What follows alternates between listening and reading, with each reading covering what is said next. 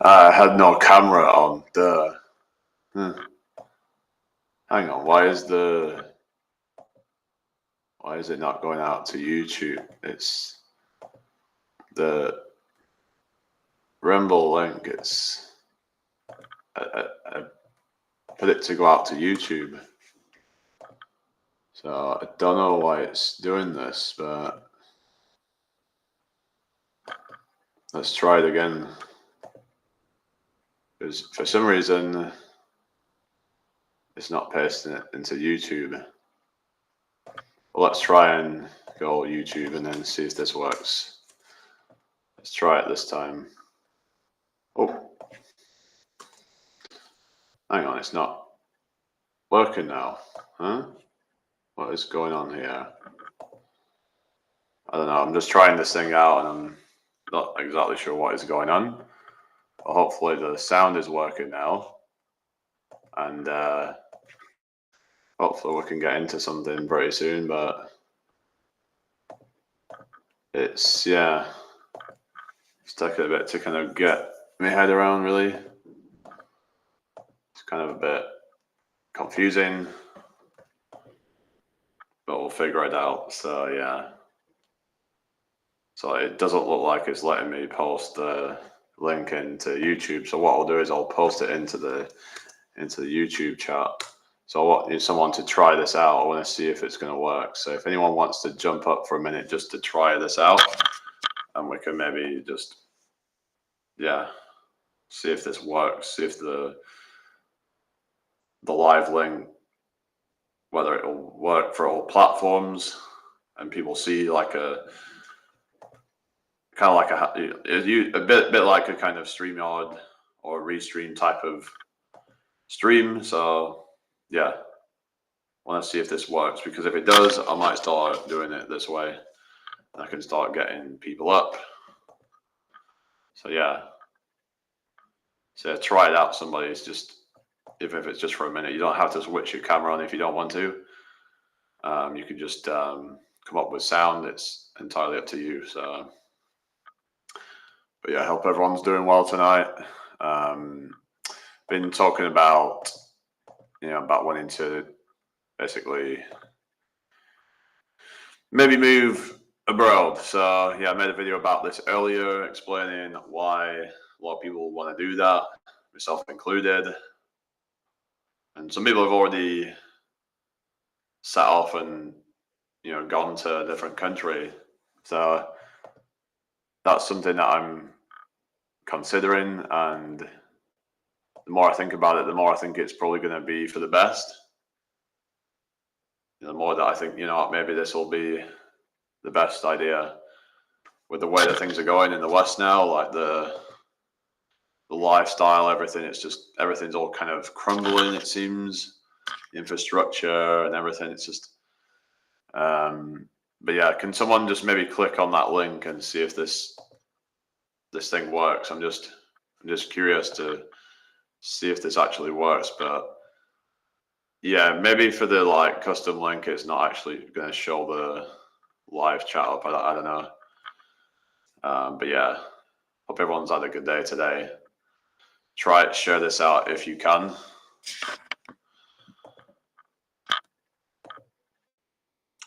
Yeah. Oh, hello, Ryan. What is Rumble? It's another platform, and I'm trying to go live on it at the same time. But yeah, how are you doing, Ryan? Anyway, hope all is well with you. I'm trying to have a go at this multi-streaming thing and see if it works. So I used to actually do multi-streaming on StreamYard and Restream, but they have some limitations. And yeah, but with this, it's like maybe I don't have the same limitations with it. Perhaps I'll have to just see. But if anyone wants to just come up for a minute and just try the link, see if it works. I've posted a link in the chat right now. So just click on it if you want to come up for just a minute, just to see if it's working and see if everyone will see the live stream. I mean, see if you can see the if everybody sees the participants, basically. just curious to know if that. Yeah, not too bad. Thank you, Ryan. Just trying this thing out. Just try and see if this thing works, because I might start streaming this way from now on with this Rumble Studio, because it's kind of a bit like StreamYard type of thing. You can go live to different platforms. What's this? What are you on about, Mike? Who is this?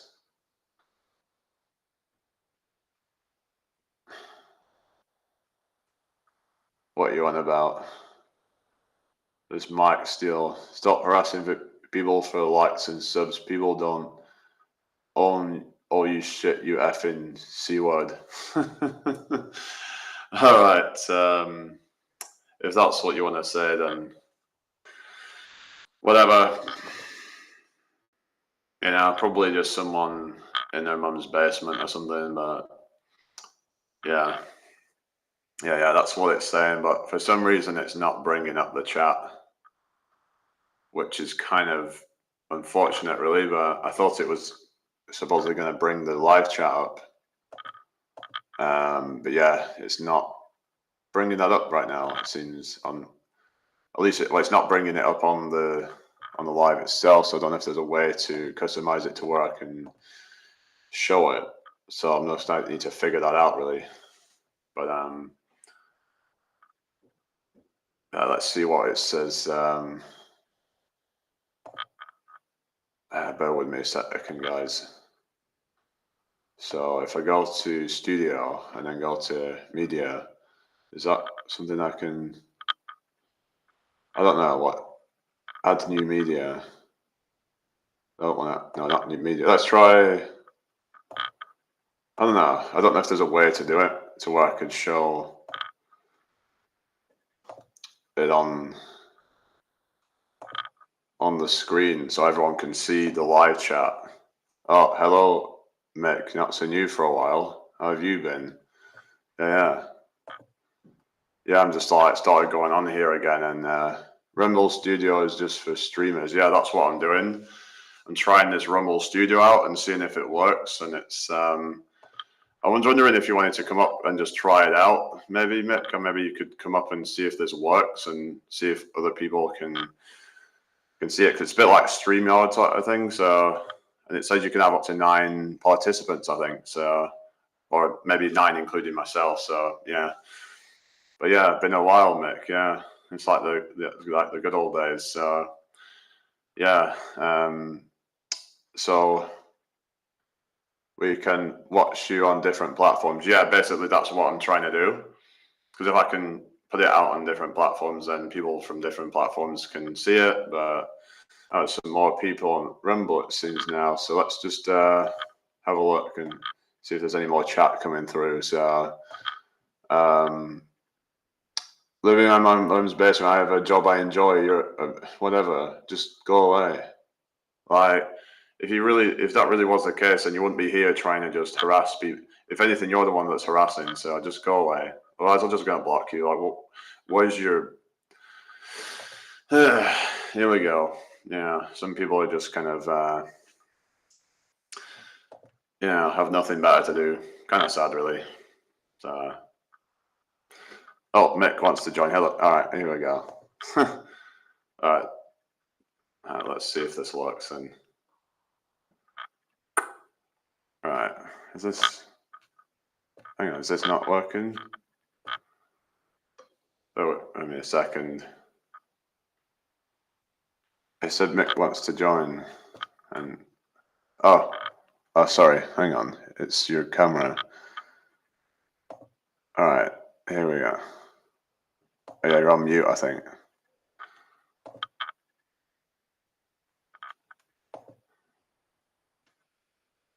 Yeah. All right. Sorry about this. Yeah, it's on mute. It's unless it just. Oh, hang on. Oh, here we go. Wait a sec. What's going on here? I've seen the OBS. OBS. Oh, hello. What's going on? Yeah, I can hear you. Yeah. Yeah, I've not seen you for ages. What's going on? Oh, can't hear you now. What's going on? I think there's a massive delay, Jamie, when I'm talking to you. And maybe there is. What's going on? Why is it doing this? Why am I getting a delay? This is no good, is it? There's no way I can sort that out.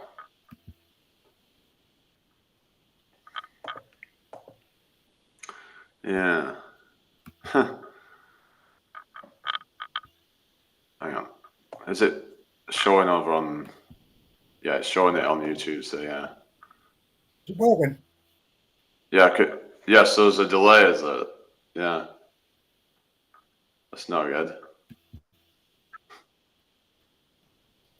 Does that have to wait for like 5 seconds? Yeah, it's about 10, 20 seconds, I think, the delay, Jamie. It's massive. I don't know. Why is it doing this then? That's not right. Yeah, is there no way to... Maybe I'll just... what shall I do? I'll just kick and then try coming back in and see if it works better. Maybe try again. Hello, Dale. You alright? Yeah, really bad delay. I don't know why it's doing this. It shouldn't be that bad. Yeah, that's no good. So maybe someone else can try it and see if it works. But yeah.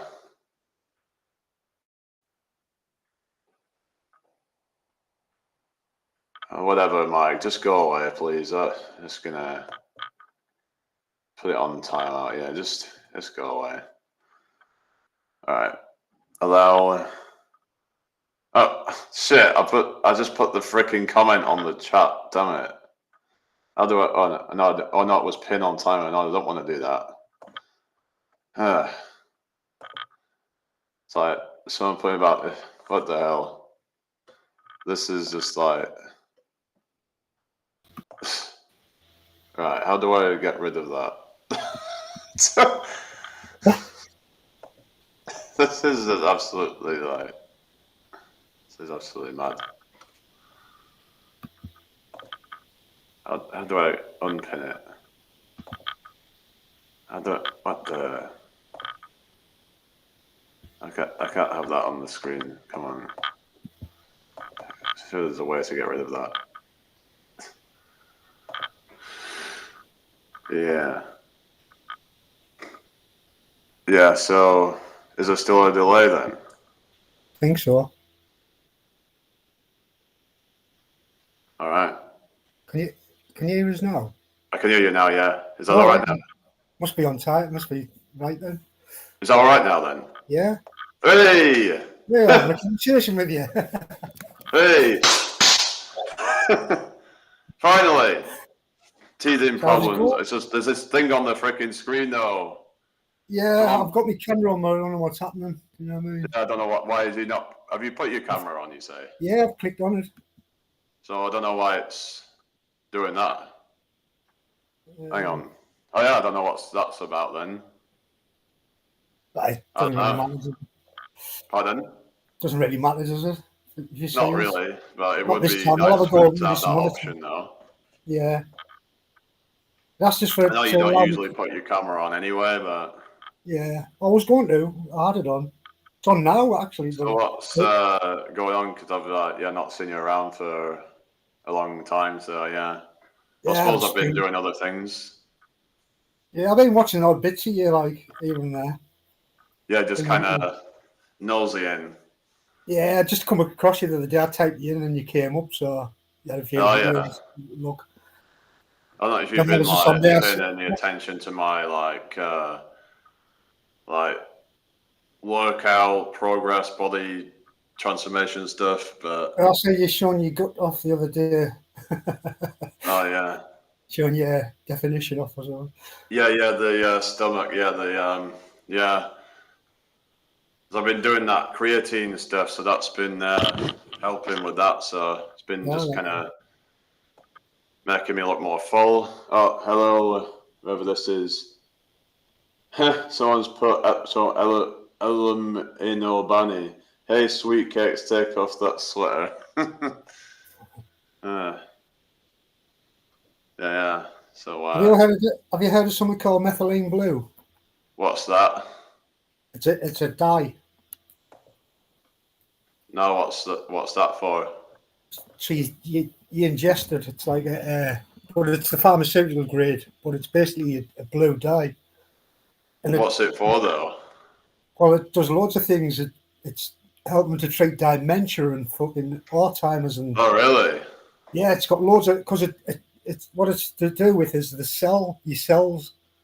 It penetrates the hypochondria, takes all the shit out and puts oxygen in. It's a thing that they use in hospitals for carbon monoxide poisoning because it gets oxygen back in the cells. Yeah. It's having a huge I've heard benefit. stuff about like infrared light, and that's supposed to be good for mitochondria as well. Yeah. Well, you want to look up that methylene blue, like there's loads on it off. Methylene is a glue, did you say? Methylene blue, the colour blue. Oh, blue. All right. Yeah, so I've got blue piss now. When I take a piss, it's blue. So you've taken it, have you? Yeah. So it's actually, you found it's like rejuvenating or something? It can. It's actually they're looking at it now for anti-aging and stuff. It's not actually just stopping aging. It's rejuvenating people. Yeah, so it might actually be something to like. Yeah, that's interesting. Yeah, because talking about all the like the health stuff and all that is something to kind of. Yeah, I've heard this thing about NMN. Have you heard about that? No. There's some claims that has some kind of benefits on like VO2 max and like which means like your maximum oxygen what's it called, oxygen consumption. Yeah. So that can be good for like like things such as like endurance cardio. Yeah. So yeah, I don't know like how true it is. There's people disputing it, saying that it doesn't really work, but it's one of those things. But so what have you found that with this? What is it? Methylene blue. Yeah. Thing? So my brain fog's gone. I don't get brain fog. It went straight away. It's fucking mad. Wow. Well, that's interesting. So it's not a placebo then. No, definitely not. Well, I first come across it because my reality it's real for me, and then in your reality it might not be real. Yeah. Yeah, just forgot me. Just forget what I was going to fucking say now. Oh, that's sorry. Yeah, but yeah, just talking about like the effects of it, the brain fog. Because it works on the cell, it has multiple effects. Can improve your heart. It's endless basically because it's every cell in your body. Like an exercise performance and all that. And well, I don't know about that. I don't think it gives you. It might stop you feeling sluggish, but it's not going to give you anything. Well, I would have thought like maybe whether it would improve VO2 max possibly. What's that? Like I said before, volume of oxygen and max basically is in like oxygen consumption, and the theory is that if you have more, if you can process more oxygen, then you can perform at a higher intensity for longer, basically. Yeah. Because you've heard of like anaerobic threshold, for example, and that it would actually push that up so you can go at a higher intensity for longer durations. Like, we might find that you might be able to like run a marathon in like less time, for example. Yeah, I don't think that methylene blue does that. It's more thing like a detox, if anything. You know what I mean? So more just to like kind of, you're saying it more just pulls out the crap. Yeah, the wastage out your cells. Would it possibly help with recovery from exercise, maybe? Possibly. I mean, it's working on a cellular level, isn't it? So, you know what I mean? Or whether it would with like lactic acid, would it be able to like deal with lactic acid buildup and get rid of that, perhaps? Or that's not really in the cells, is it? Permanent, is it? No, that's something that goes into the blood, isn't it? And yeah, so it wouldn't really be that. So it might just be kind of But you see, if it's having effects on the brain and all that, and it's having amazing effects on like treating Alzheimer's and stuff like that. It's like well, that's interesting. all, Yeah. all it is a dye. It's a blue fucking Well, dye. But if it's been was ignored, it like a hair dye, or something? You mean like? that's what they used to dye jeans with and stuff like that. Well, but you don't want the dye version. You want the pharmaceutical grade. You know what I mean? yeah. Why is that like a stronger version of it or something? Purer. It doesn't have the heavy metals in it. Yeah, so you don't have all the toxins, because you don't want to you don't want to put toxins in your body to try and detox. That would kind of defeat the whole object, wouldn't it? Yeah. But it's the only thing that can penetrate the hypochondria of the fucking cell. Do you know what I mean? It's like even being effective with fucking COVID as well. What to use it as a treatment for COVID? You were saying? Yeah, so like it seems to be a treatment for all sorts of fucking things. I come across it because I watch a thing called the Behavior Panel, and there's the top behavior expert. He's also a neuroscientist, and he had these fits where he didn't know he was having them because you just switch off, and it happened on one of his hangouts, and so he knew that he had something wrong with him, and he had it all checked out. And he started taking this, and it's cured him. Yeah, that's interesting. Yeah, like a degenerative brain disease. It's reversed it. Wow. And it's like the one I looked into, it was actually thing after thing. I haven't heard anything bad about it. You got to be right with the dosage, but you know what I mean. There's different. Yeah, of course. Like with anything, like it's the dose that makes the poison, isn't it? Like, yeah, it becomes toxic if it gets too much. Yeah, like anything. It's like even water. If you drink too much, can be toxic. Another thing I've come across, I haven't looked into it too much yet, was hydrogen water. Have you heard of that? Is that hydrogen water? I mean, I've heard this thing called easy water. Yeah, that's something. Which is like H3O2. Yeah. So it's a slightly different. It's a slightly different sort of what they call like a molecular compound, basically. Yeah, but even that has benefits, doesn't it? The easy water. Yeah, it's called structured water. That one I was on about.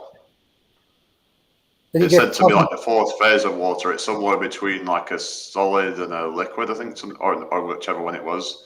Did they do something with plasma with it? Did they inject it with plasma or something like this? These machines like electric going into the water? I don't know. It's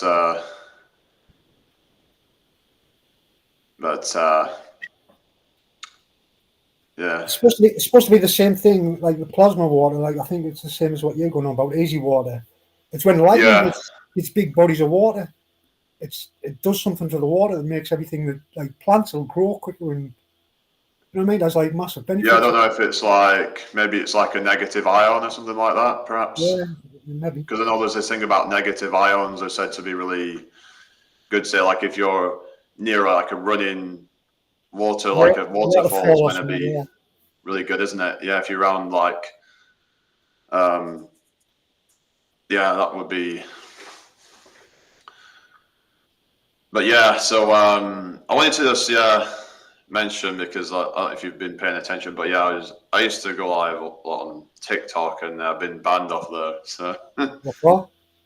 I don't even know. It just I kept on getting violations and stuff for just BS reasons.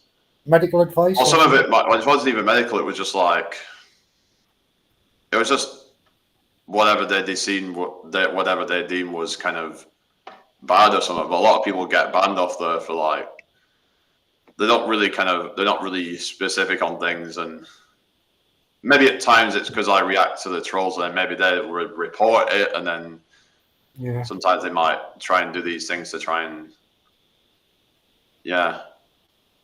give them a reason to report you, basically. So you got to be careful with it, but you only do well on fucking TikTok if you're just talking nonsense, aren't you? That's what you do. Yeah. It's just, I was kind of like, it was a lot of it was kind of stressful. There was a lot of just idiots in there, and you would feel like you'd have to keep trying to say something interesting or whatever to keep them hooked, and people would be very kind of demanding of you, that you would have to do certain things. They would ask you to do dances or some shit, and I'm like, nah. I'd rather come on and have chats like this where we just kind of talk about interesting findings around health and I want to find this stuff is out. stuff that I've not even heard before. So, and other people have probably not heard it before. So, yeah, it's like every day is a school day, you know. It is, though, isn't it? It's like you don't go all the way through your life; you're just learning stuff. You know what I mean? It's like you never. Yeah, learning. yeah, that's it. You got to like humble yourself and accept that you so much that you don't know. Well, I don't know anything. It's like I like it like that. Do you know what I mean? Yeah. It's like because the door isn't closed on it; it's always open. You always will take in more information. But if you've got an opinion, Yeah. this way or It's that, quite liberating, isn't it, when you have that kind of mindset of like being open to new information, even if it conflicts what you believed. it's just about being honest with yourself, isn't it? Yeah. Like saying you know Yeah. something because you believe it isn't fucking knowing it. It's pretending you know it. Yeah, intellectual honesty. Yeah. Yeah. It's just that these people who believe in whatever and they act as though they know it for a fact, like when they talk about their particular religion, for example. Yeah. Well, if you know something, you don't have to believe it, do you? That's the way I look at it. Yeah. Oh, yeah. I'm just looking at Ryan was saying he's waiting to get verified on Rumble. Oh, yeah. Yeah. Yeah, that's cool. But the thing with like Rumble, I think you can get monetized right away on it. You don't need to get to like 1,000 subs or something. You just need to get the viewers. Yeah, that's it. Because unless you've got like quite a few viewers, it can be difficult. But it's just I've got to get these watch hours up on here, and then I can get monetized. Tell you what I see a lot of on YouTube, and they must be doing well. You know what I mean? Making a living off it is creepy TikTok videos. So What do you say about TikTok videos?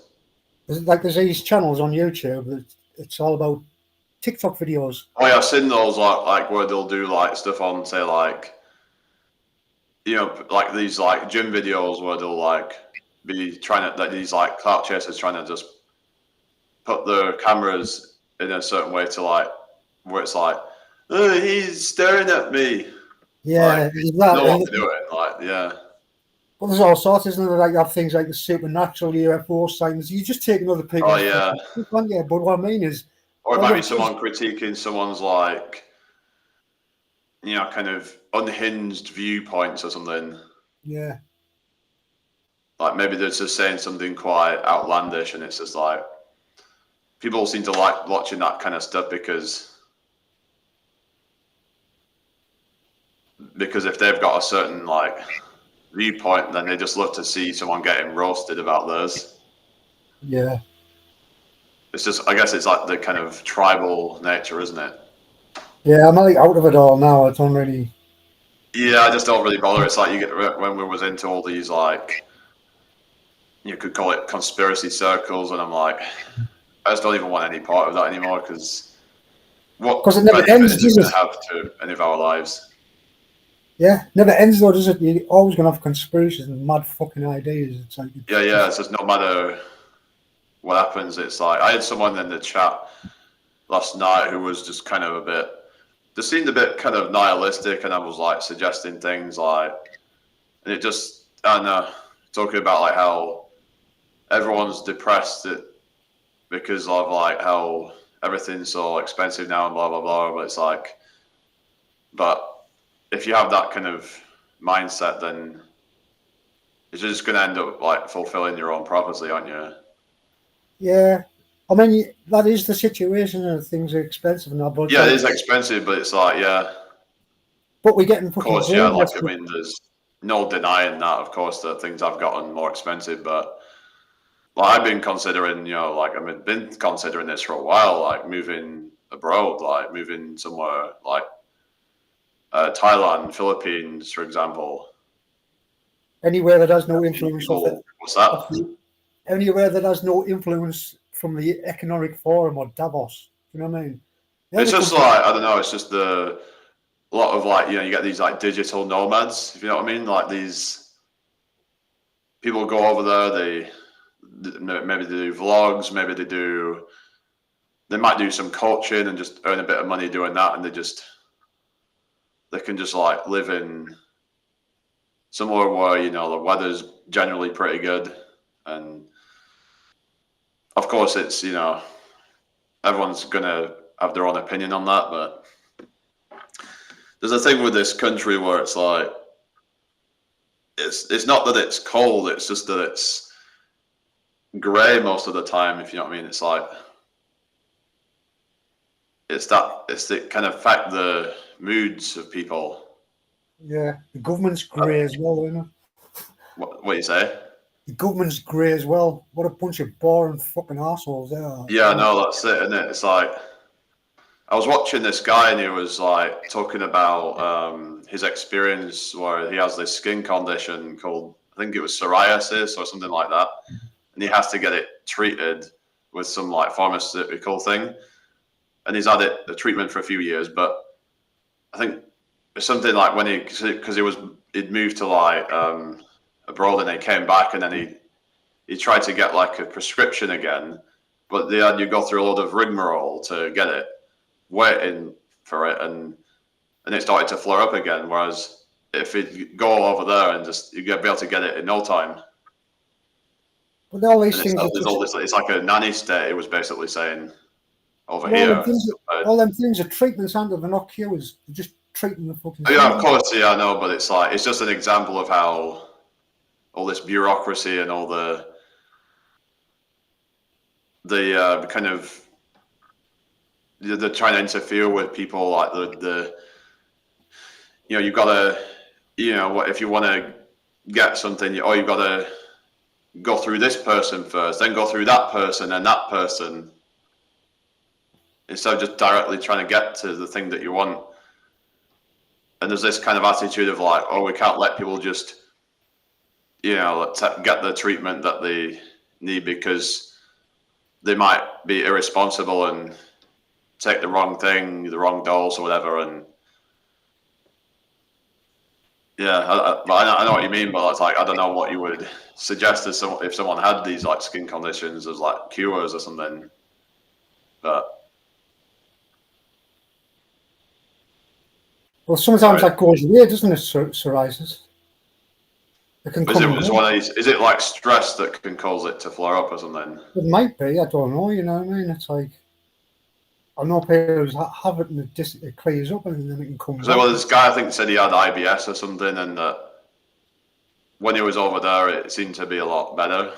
So it could just be one of those things where like certain environments, certain diets, and it could trigger it. Although was it psoriasis, I think it's like autoimmune, and I think IBS is like that's like an inflammatory. There's a lot of them are like inflammatory conditions, which I think the lifestyle probably doesn't help. Wonder if like this thing that you're suggesting may help with things like that. Who knows? But it does help with your skin and all that. So that's one of the things that they said. So maybe it can help with like more collagen production possibly than. Yeah, but why isn't it a thing that we all getting fucking told about? Why is it hidden away? Yeah, because I haven't heard about this. So do you think that everybody should be taking it, or at a certain age you should take it? What are your thoughts on that? I don't know. I don't know about age, but it's like you shouldn't be taking it if you're getting prescription drugs for someone else. It's like you need to. What, because of interference effect, you mean? Could do, yeah. Because we don't know like the long-term effects of it with like other drugs and stuff. Yeah. Yeah.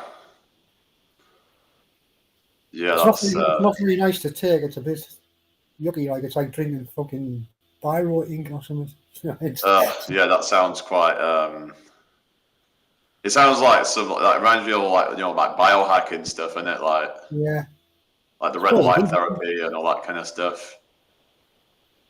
Yeah, some people do some crazy stuff like people, was it sun in their bowls and stuff like that. I mean, I don't know. They say, oh, it can increase testosterone or something because you're increasing the vitamin D in your balls. It just sounds like some bro science crap, isn't it? Testosterone gets stronger when you exercise, doesn't it? It's like you have more of it. Yeah, because it's like you're in a state of like, because it tricks you into be like a fight or flight state. So you're like, she's like, oh shit, we need to produce more testosterone. But that makes you grow, doesn't it? And so your exercise is a thing to stimulate growth, so it has to produce more of the hormone to make you grow. You know what I mean? It's like it's just common sense, isn't it? Yeah, definitely. Because there was this like stuff that supposedly like squats increase testosterone, but it's more just a transitory effect. So it's just like a short thing. So it's not like going to give you a meaningful increase in testosterone. Yeah, but the reason it boosts your testosterone when you do squats is because it involves so many muscles.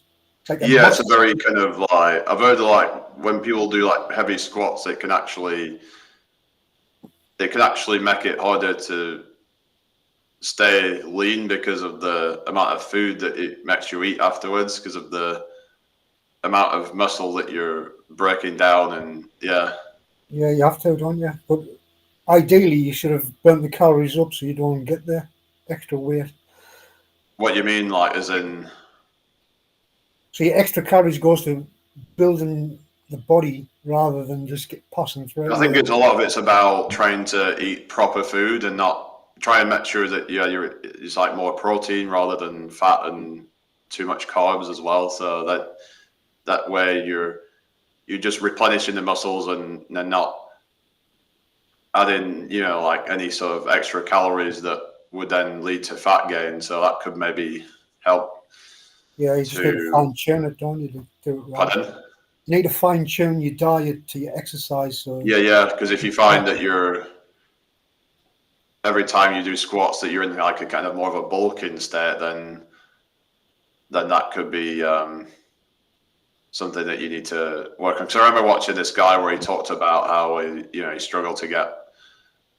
Well, the thing is, though, he still stayed pretty lean, but like it was not as lean as like if he was, when he did like heavy squats, because of the demands on the body. But so I'd actually went to the gym yesterday and like sort of did a couple of sets on squats, and I like to kind of vary things up sometimes and like do different things. I think it's good to have variety. So was you doing squats free weights? I did it with barbell. Yeah, so just across your back. Yeah. That's what most of them doing it, yeah. Yeah, but there's machines to do it, isn't there? And that's crap. Yeah, I've seen like there's this hack squat and all that stuff. I mean, I've tried that before, but didn't really like it that much. Yeah. I'd rather actually move real weight. I don't know. It's like I prefer to actually use weights rather than machines for the most part. Yeah, I'll do like rolls on the machine, but yeah.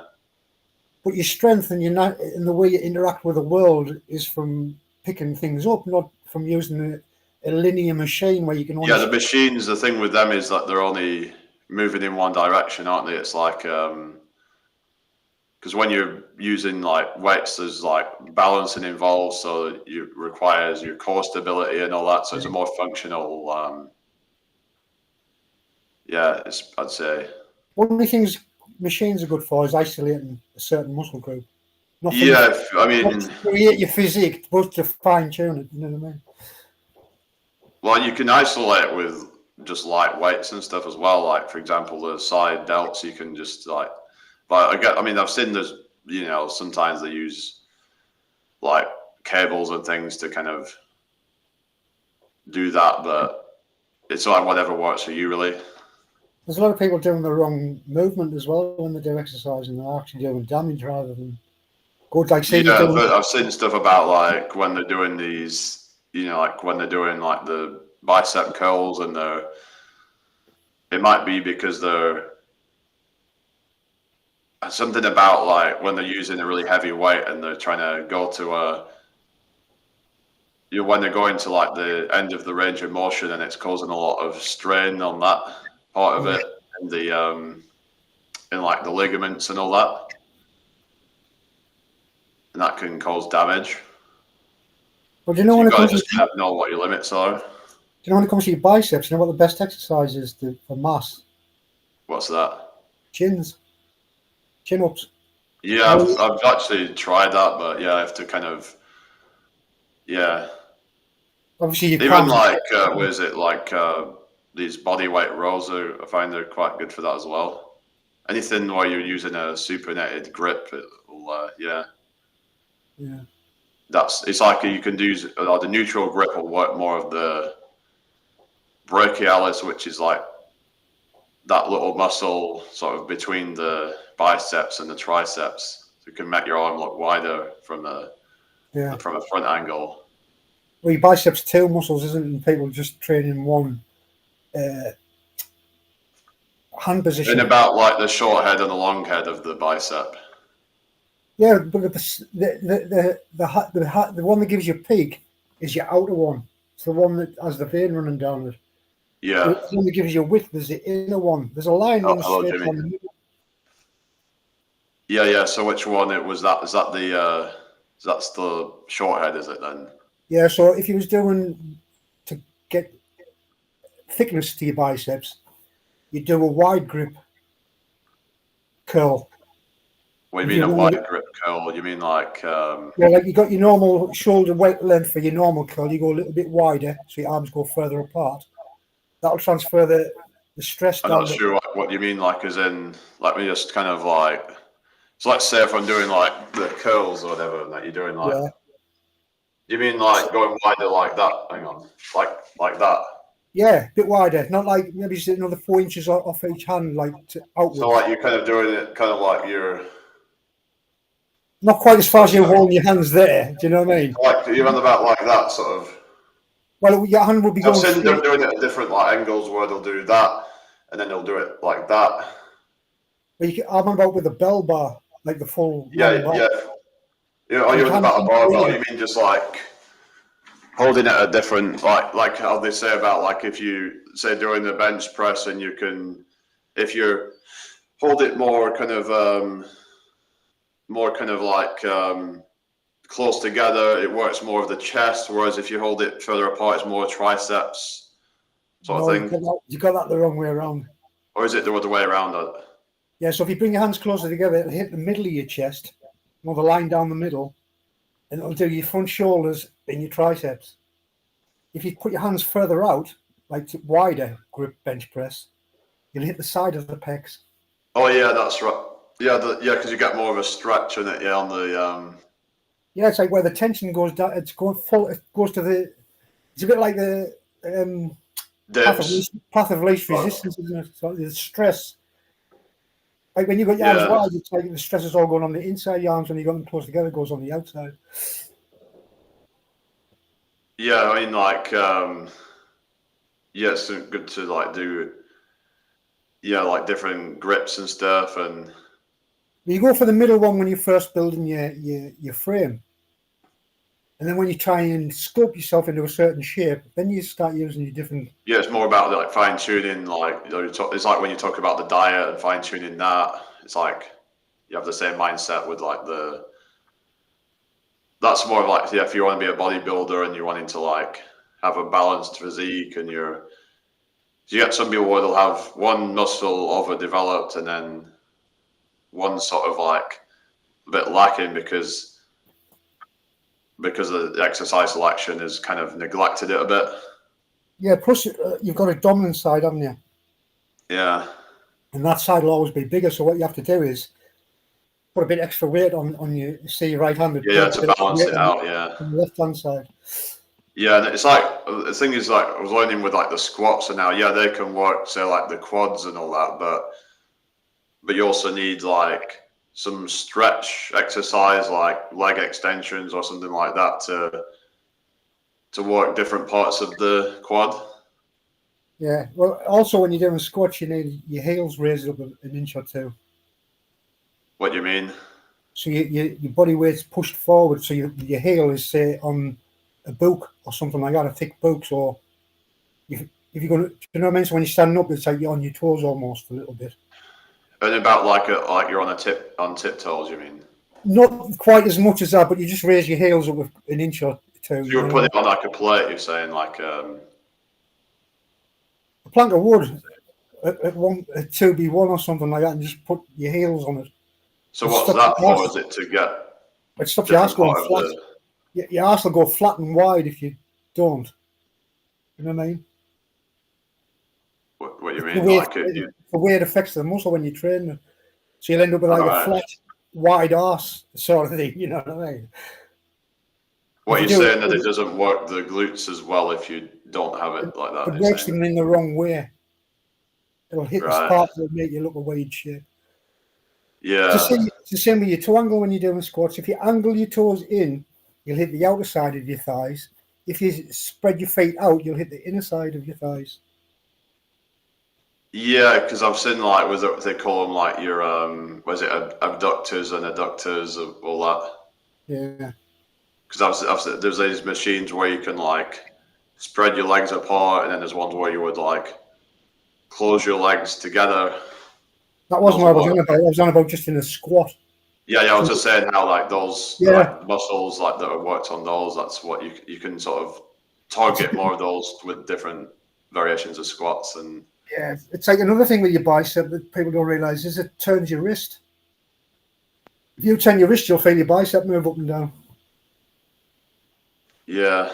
So when you do a curl, you can do like with these like what is it with the rings or the rolls where you can like do like the kind of like twist them, and I've seen people like do that sort of stuff. What's the same with if you say doing curls with dumbbells, you put your palms to the outside of you and then turn them around as you come up. You know what I mean? So it's like a twisting motion, and that'll give you more full bicep as well. But all these exercises, what you say again? You know when you're doing a curl with a set of dumbbells. Oh, hello, Ellen. Yeah, sorry. Yeah. So it's a set of what you say, a set of dumbbell curls. Yeah. Your palms are facing forward, aren't they? Yeah. So what you do when your hands are down by your side, you put your palms the other way so they're facing behind you. And then you turn your arms, a turning motion, as you bring your arms up. Do you know what I mean? Yeah, so about like where you just like, you twist them as you're coming up, you mean? Yeah. So I used to actually do that a bit, but I thought it might have been a bit like gimmicky or something, but it actually works. And then there's reverse curls where if you keep your palms in and do a curl, you know, like as if you're doing a clean and jerk, but you just do the curl. And about like pronated. I don't know what you mean.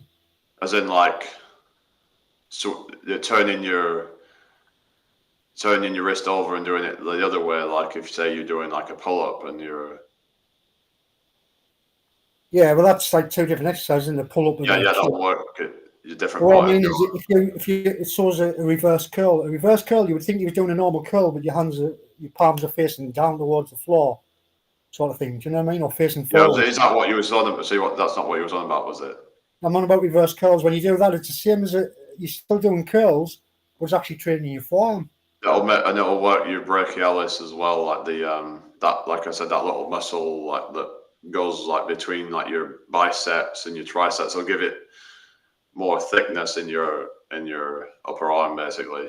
Yeah. But that works a lot from like doing rows and pull-ups as well. So you can do different like grips with like pull-up. You could do neutral grip pull-ups as well. So if you've got like monkey bars or something, you can like do it from that sort of grip. So you can work different parts of your arms that way. You can make your arms wider and yeah. But all that should come later on. It's like you just do the universal grip first with every exercise. Yeah, so you just like what you're saying is like people should just start off with basics first, just to kind of get a decent level of development, and then if you want to then fine tune things and then fill in any kind of like bits that you've neglected, sort of thing. Well, I think you're sculpting yourself, aren't you? So you look in the mirror, say, I need a bit more in there and a little bit less there. And yeah, because it can be play into like OCD, where it's like you can see there's a bit lacking, where something's underdeveloped. Yeah. Plus, when you overdevelop, there's actually like it can be quite dangerous actually if you've not developed your back, for example, because then it can cause postural issues because you've got front heavy. Yeah. Because actually, if I remember, you're that freaking Andrew Tate, right? Yeah.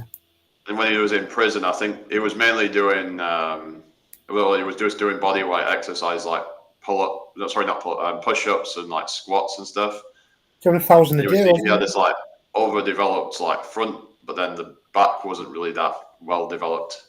Yeah, because there's not much you can do for your back in just your own body weight exercises. Yeah, because it's like with pull-ups it'll work the lats, but you would need some like rowing type of exercise. But you're best off using like weights like for that, like dumbbells or a barbell or something, so you can get more thickness in your back. Yeah.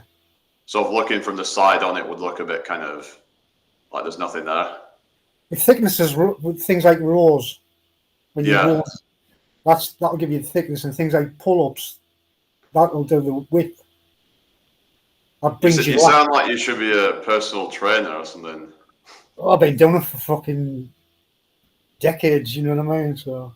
What with the exercise stuff, you mean? Yeah, since I was a kid. This is how, when I was at school, I was putting bricks on a broom shank and using that as weights. Do you know what I mean?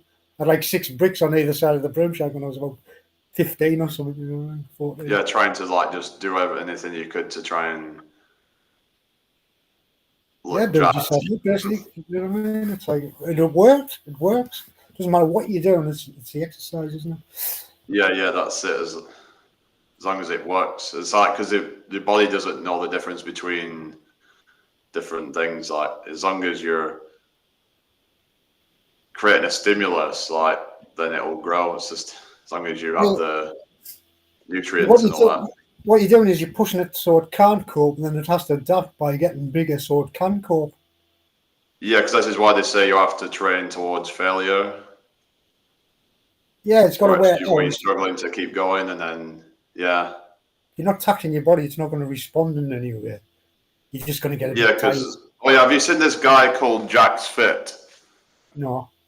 Well, he's this like guy who's like this skinny guy who's on TikTok, and he's got like 400,000 followers, and he's been collaborating with loads of people, and he's like been in a lot of controversy, and he's like basically trying to put muscle on, and he's been involved in a lot of memes and stuff like that, and he's I think when he first started it was at about I think he was 50 kilo or 49 kilo, something like that. And at like 6'1", so to put into perspective, that is quite dangerously low weight. Yeah. And turns out he's got like a very he's got a fast metabolism with a low appetite. So he would say he would only eat maybe about 2,000 calories a day, which is just not enough for what he's trying to do. And he would just kind of barely be getting enough just to slightly grow, and then it turns out he's now actually started to take something called MK677, which is like it's meant to like increase your appetite, and it's basically like a growth hormone thing to increase your hunger, because he was just not hungry and he would struggle to get the food down. So, and apparently he's been making some progress since then, but there is certain people that do need to take certain kind of things. I don't know what you think, but you've always got to be in a calorie excess. Haven't you? Yeah, because if he's struggling that hard to get into like a surplus, and I'm not usually one for like people taking these sort of things, but in his case, it's like it would make him healthier to try and bulk up a little bit, and he's just like been very skinny and he's just like very slowly gaining, but he would have been one of these like true hard gainers, and he's started to make more progress now. And still at this point, he said that his max bench was 47.5 kilos. So yeah. What was your max? Have you ever tried to do a max? I used to work in pounds, and I wasn't like I was training, you know what I mean? But Like say like a close grip bench press, I used to do about that with about 110 kg. Yeah. But it's Well, like, it's said to be easier if you have a bit more fat on you, because it's... Well, I'm one of the lucky ones that I respond really quickly and make massive gains quick, do you know what I mean, without taking anything. Yeah, because I remember like when ready you to was fight. like doing the training and you was just like blew up like really quickly, but maybe part of that was because you'd already had some of the gains previously, but It is, yeah, because you've got muscle memory. The hardest bit is breaking through. Do you know what I mean? To make them first gains, that's the hardest. Once you've made that gain, you could drop off and come back to it later, and you'll make that come back gain. like 3 times as quick. Yeah. So that's the thing. It's like if you're worried about losing all your gains, but it's like, well, you could literally train for a few months after that, and then you get all your gains back. So You usually get a little bit more as well. You know what I mean? No, like the time off sort of like takes you to what you was and just a tiny bit more. what you're saying, like having a deload might be good to like take some stress off your body, and I don't know. I don't know. Like, I don't know about that really, but yeah, it's just that like it was quite surprising because especially at like your age, you was able to like build that much size. So it just kind of proves that just because you're at a certain age doesn't mean that you can't make good progress. well, I was training with somebody who was 20 and I was getting more gains than them. Do you know what I mean? It's like So it must be like, but then like it might be your genetics or something like that. Well, it is, isn't it? It's like there's people who are taking steroids that would be envious of you with what you was achieving. But we all different body types, aren't we? Like I would say I'm an endomorph and you're like a mesomorph and you're like an endomesomorph, aren't you? I would say like, I don't know, some might say I'm an ectomorph because I'm like, I've always like kind of, I don't know, it's just, some say that all those are kind of a bit like, sort of fallacious or whatever, but I guess there's some truth with like some people tend to store more fat than others, but I tend to be one of those that can adapt pretty well to like, if I want to get like bulked up, I can do that. If I want to get like really lean, I can do that, because you've seen me in different like kind of where I go from like one extreme to the other. So yeah. where I was so like, remember when I got to a point where I was like emaciated. Well, basically, yeah. Yeah. Looking back at some of the photos, I was like, wow, I didn't realize how. When nobody's feeling all that stuff, it's a mental illness, isn't it, that we were going through? No, like time. It's because you don't realize it when you don't realize going through like yeah. EDs and all that. Yeah. It's like an illness that comes from the internet, isn't it? It's fucking mad. Yeah, because you see all these people saying, "Oh, you can just fast and you can, just get all the food, get all the energy you need from just like breathing or some crap." It's like, really? The Arytarians and fucking yeah. It's just like, none of them could survive. It's fucking nonsense. You know what I mean? But like, I know. Oh, hello, Hannah. Chinese mindset. Yeah, I know. It's absolutely. It's absolutely crazy, isn't it? Hang on, I just need a quick toilet break, if you don't mind. Yeah, I'm going to go as well. If you don't mind. Well, you going toilet, you mean? Yeah. All right, yeah. I'll be back in a sec, guys.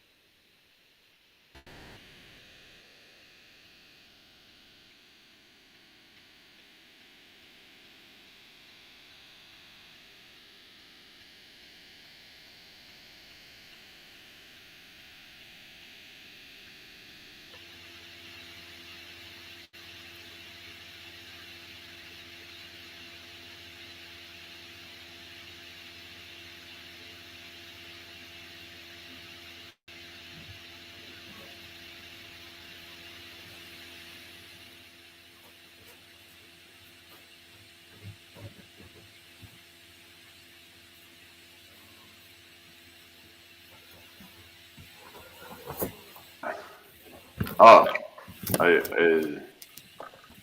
there. Aye. Just had a blue piss. Oh yeah. Yeah.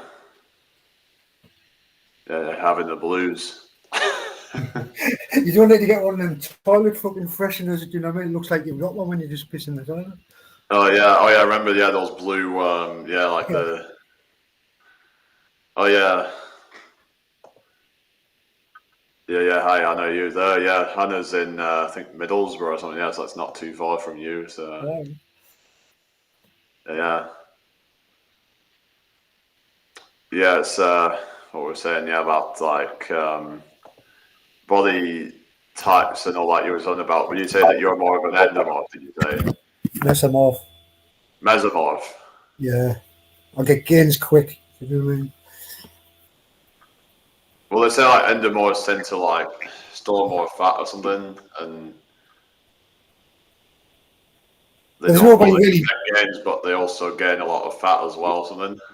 We all usually just mix of 2 or 3 of them. Yeah, more kind of like, yeah, just kind of Ectomorph and things. It's like it's whatever's your dominant comes first and whatever other traits. what I've been finding as I've been putting on size is that I tend to just kind of, as long as I'm moving around and stuff, as long as I keep my metabolism up, that I can eat as much as I want and not gain any body fat. Yeah. Because of all the muscle and everything, and because I'm tall as well, that helps as well. That'll change though in time. Pardon? Your metabolism will change in time. Yeah, because it's like because like muscle is like more metabolically active than fat. Yeah. So if you had the same amount of, let's say you was the same size as somebody, but one of them had more muscle and one of them had more fat, the one with more muscle would actually have a faster metabolism, assuming all things are equal, like if they're exercising the same amount. And oh, hello, fried egg. Okay, whatever. Some of these comments are ridiculous, but yeah. Yeah, so yeah, that's what we're saying. So what we're saying that could be, yeah, someone keeps saying about deadlifting. Have you done deadlifting before? Yeah. Or Jefferson lift, you know, I used to do that. Pardon? Jefferson lift. It's like a deadlift. What's that like? It's like a deadlift where you put the bar between your legs and stand up. What do you mean between your legs? When you get the barbell, you stand over it, put one leg on one side, one leg on the other, put one hand in front of you, one hand behind you, and then you just stand up. I don't know. It's like a deadlift, but you've got the bar between your legs, basically. How does it work if you have it between, you're on about like? When you stand up, you pretty much got the bar like on your nuts. The hell? Sounds really kind of obscure.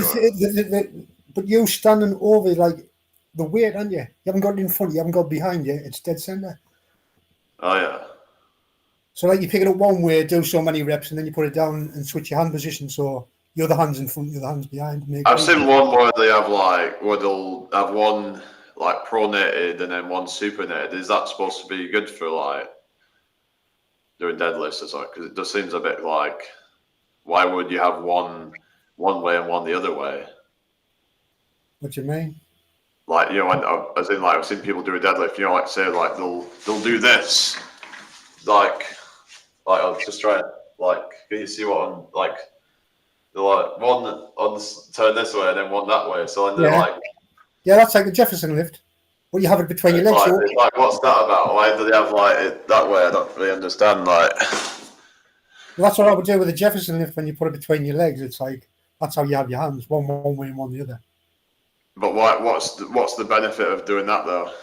Because like this hand here is wanting to roll it that way, and the other hand's wanting to roll it the other way, so it's easy to hold on to. If you got it in front of you or behind you, it's wanting to roll out your fingers, like straight forward in front of you, isn't it? Is it the like counterbalance thing or something? Is it? Yeah, it's just easy to hold. You can get actually.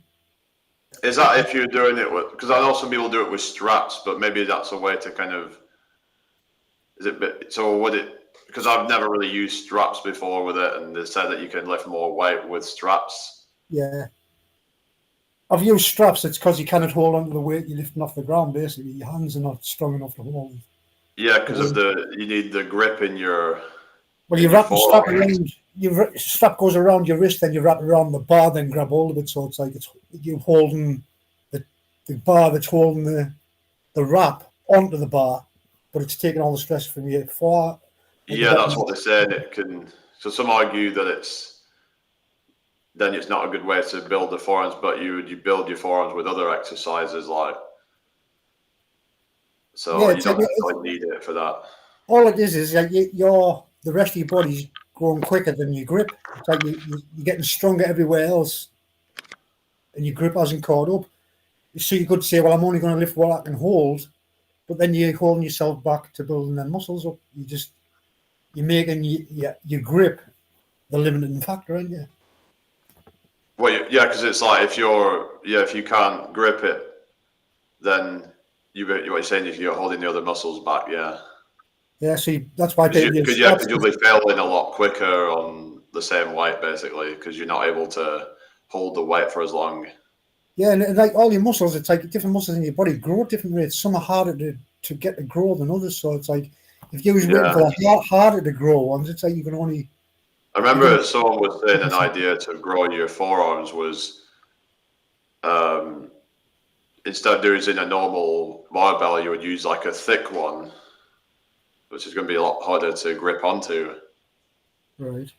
So there's ways of like training it differently like that, but I mean, it's possible. I don't know. So yeah, it's just what would you say is best for forearms? Just like doing things like pull-ups, and I've heard like dead hangs are good as well. Like where you're doing just like hanging off a bar for like periods of time.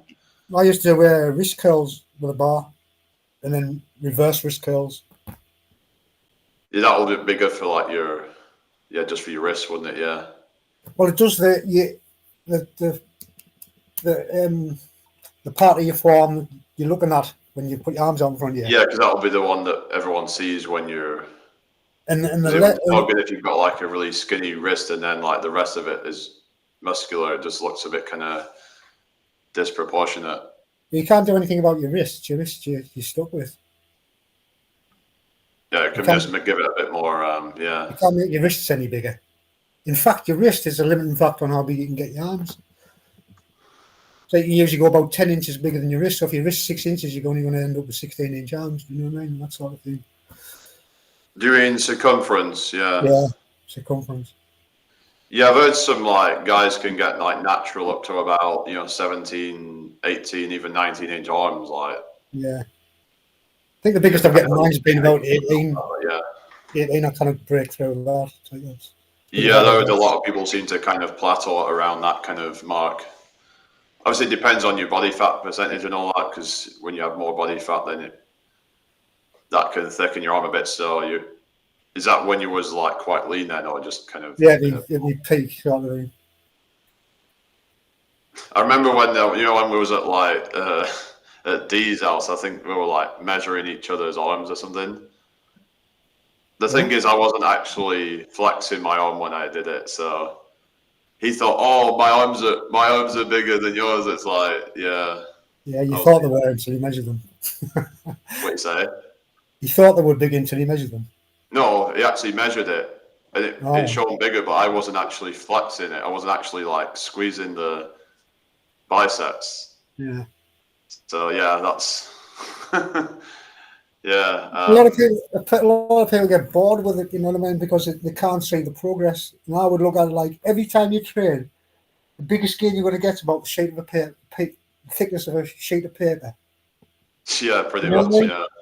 So, like, if you think you stick at it for 360 odd training sessions, it's going to be like 360 odd pages, isn't it? So that's the progress. Also, it'll slow down over time, and it'll be like because like the thickness of a tracing paper or something. Yeah, the biggest gains you get will be in the first 6 weeks. Yeah. Yeah, that's it. And it's like the noob gains, isn't it? Yeah. Yeah. Yeah. Yeah. Because your body is stimulated to cope with it. Now you can cope with it. What do you do then? You know what I mean? It's like you can't stimulate something that's already been stimulated. You know what I mean? It's like you can't stimulate it more. Yeah. Yeah. I've heard people say now, like, trying different exercises can shock the muscles or something, but. Yeah, different hand grips, it is. It's right. There's only so many. There's only so many variations you can do. Eventually, you're going to exhaust every avenue. But by the time, if you can get enough exercises, by the time you go back to the first one, that shocks it because it's not used to that anymore. Oh, yeah, exactly. Yeah, that's it. It's like it's this like novelty stimulus, they call it. And yeah.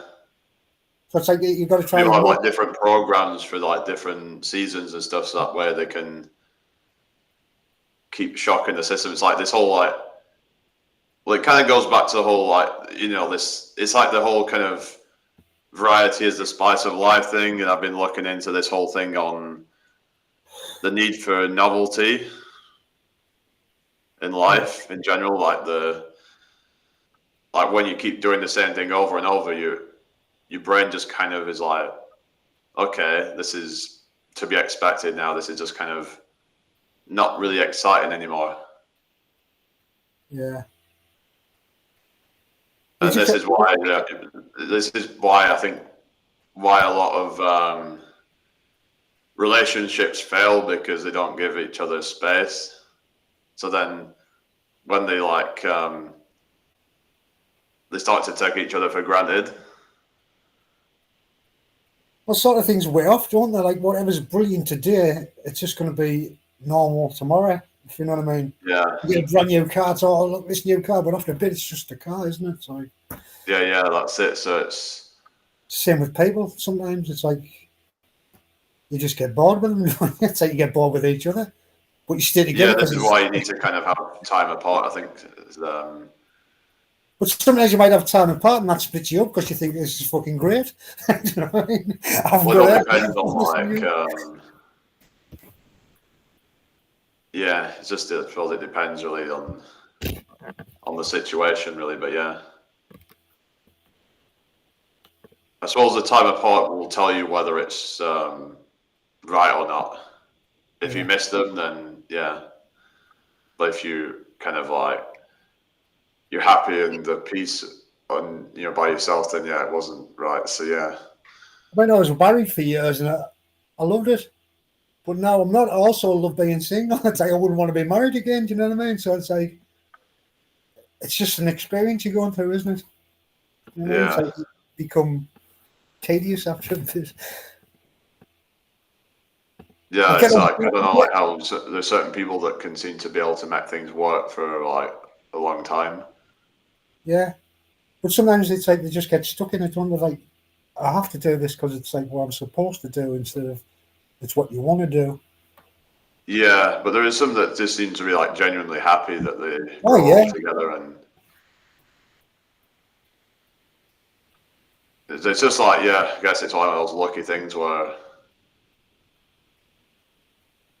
But yeah, for the most part, a lot of people just kind of stay together because they're like, especially when like kids get involved.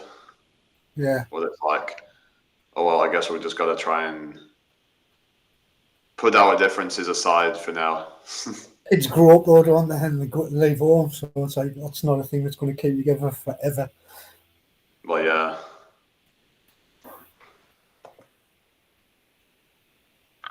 So it's just, you got to be careful who you decide to have kids with. If someone's going to have them, then it's like if you decide that you don't want to be with that person anymore, then you're either going to have to split, and then it's going to cause the breakdown of the family unit, or you stay together and it's just really kind of awkward. So either way, it's not an ideal situation to be in.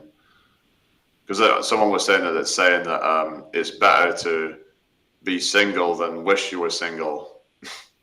Yeah. Yeah. Plus, sometimes it's better to get out of a relationship because you've only got so much time, you know what I mean? And then your options start dwindling. It's like when you get older, you're not going to be like looking at women the same way because you think well, that everybody's with somebody at that age. Do you know what I mean? Like when you're younger, you can flirt and things where it gets a bit more difficult as you get older because you think. Well, yeah, this is where people would just kind of settle down and they would just kind of find someone they can just grow old with. But yeah, it's like when you're young, I guess you can just kind of fumble around. But let's see how you're doing. But each to their own. I guess it's. Are you still a vegan? Yeah, you said that you was like you'd added in some cheese and butter. Was it something? No, fish. I eat fish. Fish.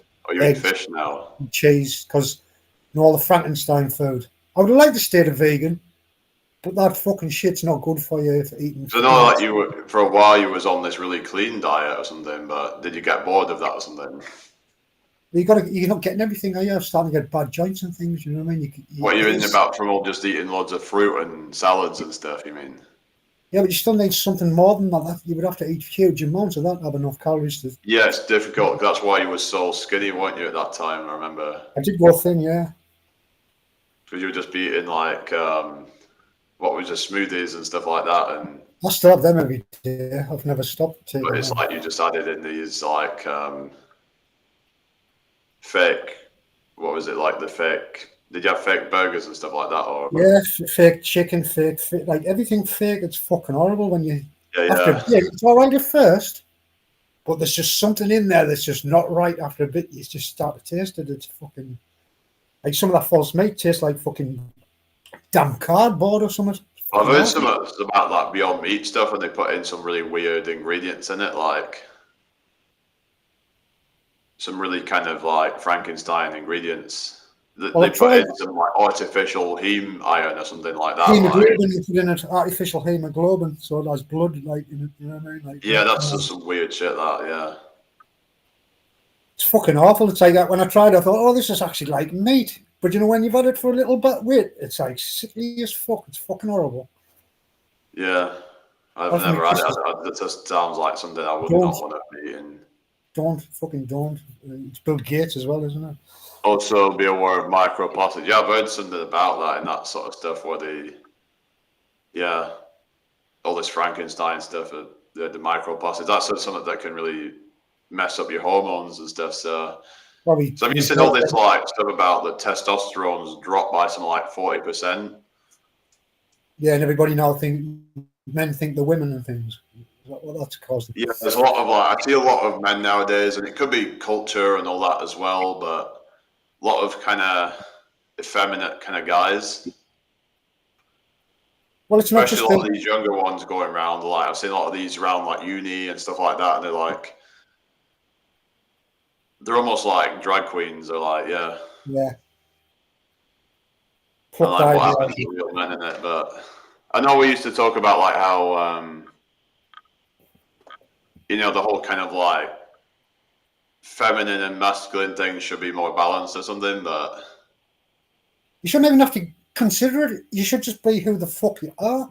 It's just whenever like people are being kind of conditioned to be a certain way, I think that's where I have issue.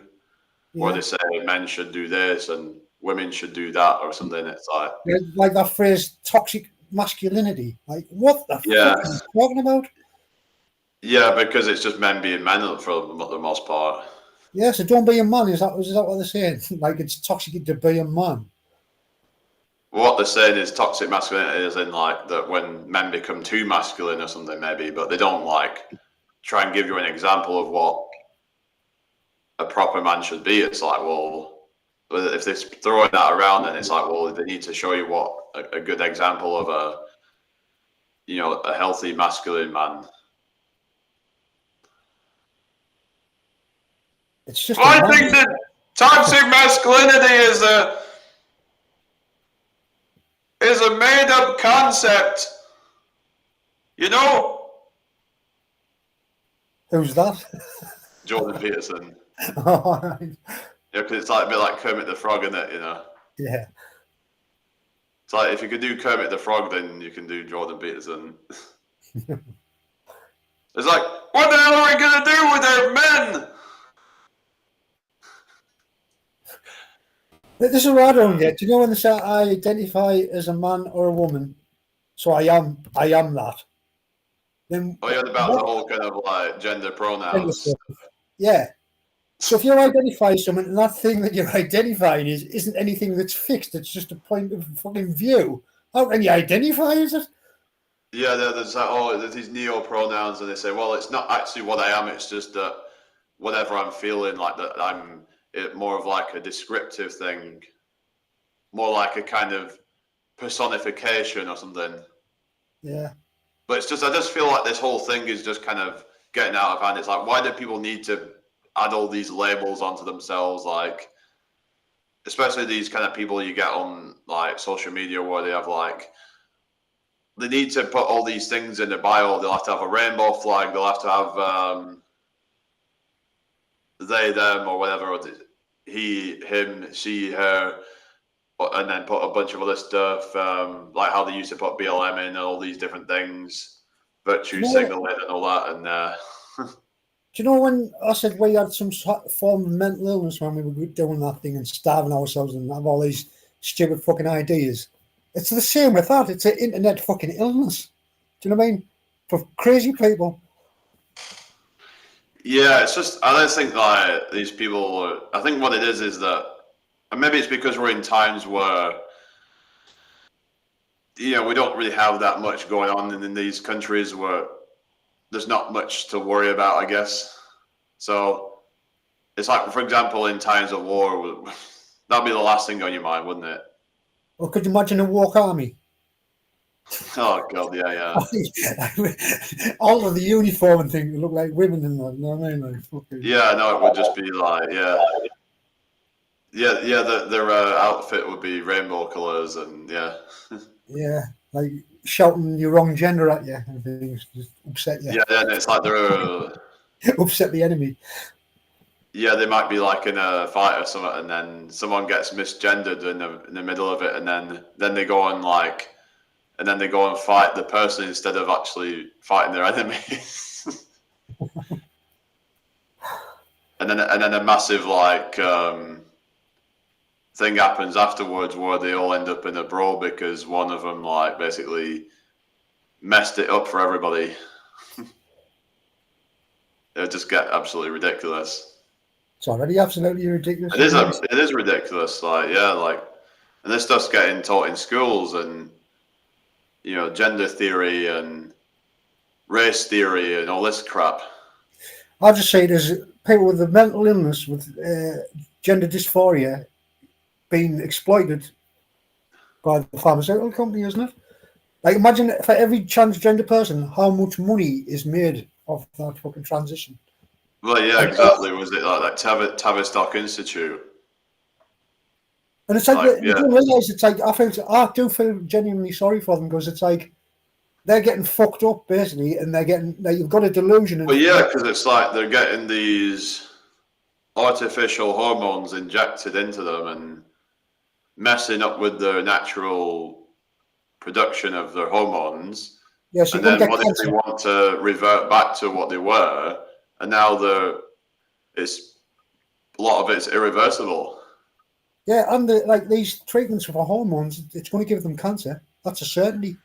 It's like I draw the line where it's like they're getting these kids on puberty blockers. They're not even old enough to consent, and it's like with the puberty blockers, we don't know like what the long-term effects of these things are.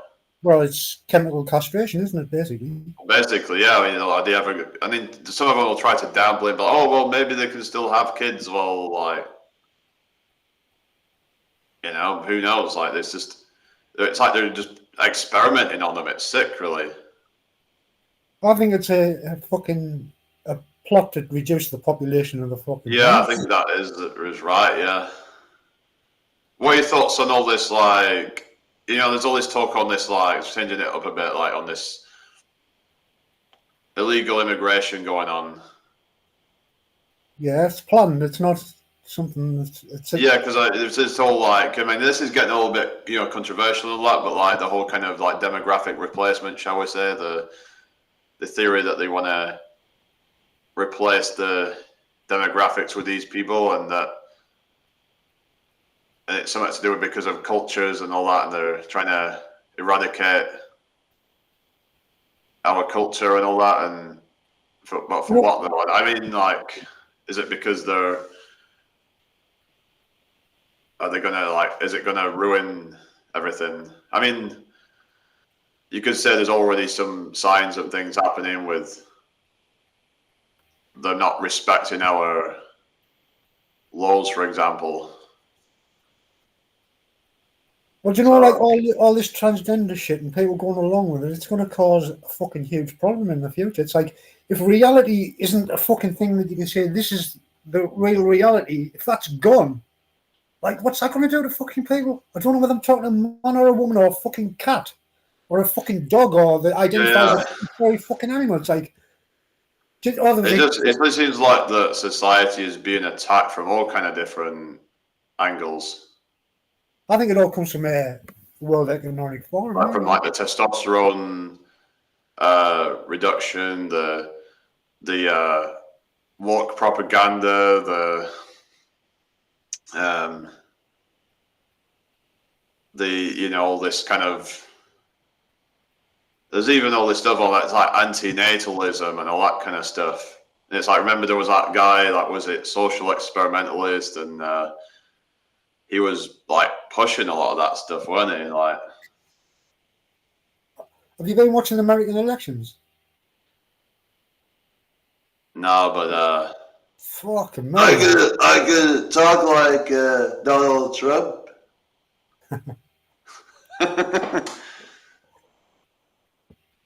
They tried to kill me twice because the Democrats don't want me elected again. That's not bad news. Would you say that the bit where they put the slur on Trump that he was having a Nazi rally in Madison Square Garden? Oh, I don't know. It's just yeah, it's all on the news over there, right?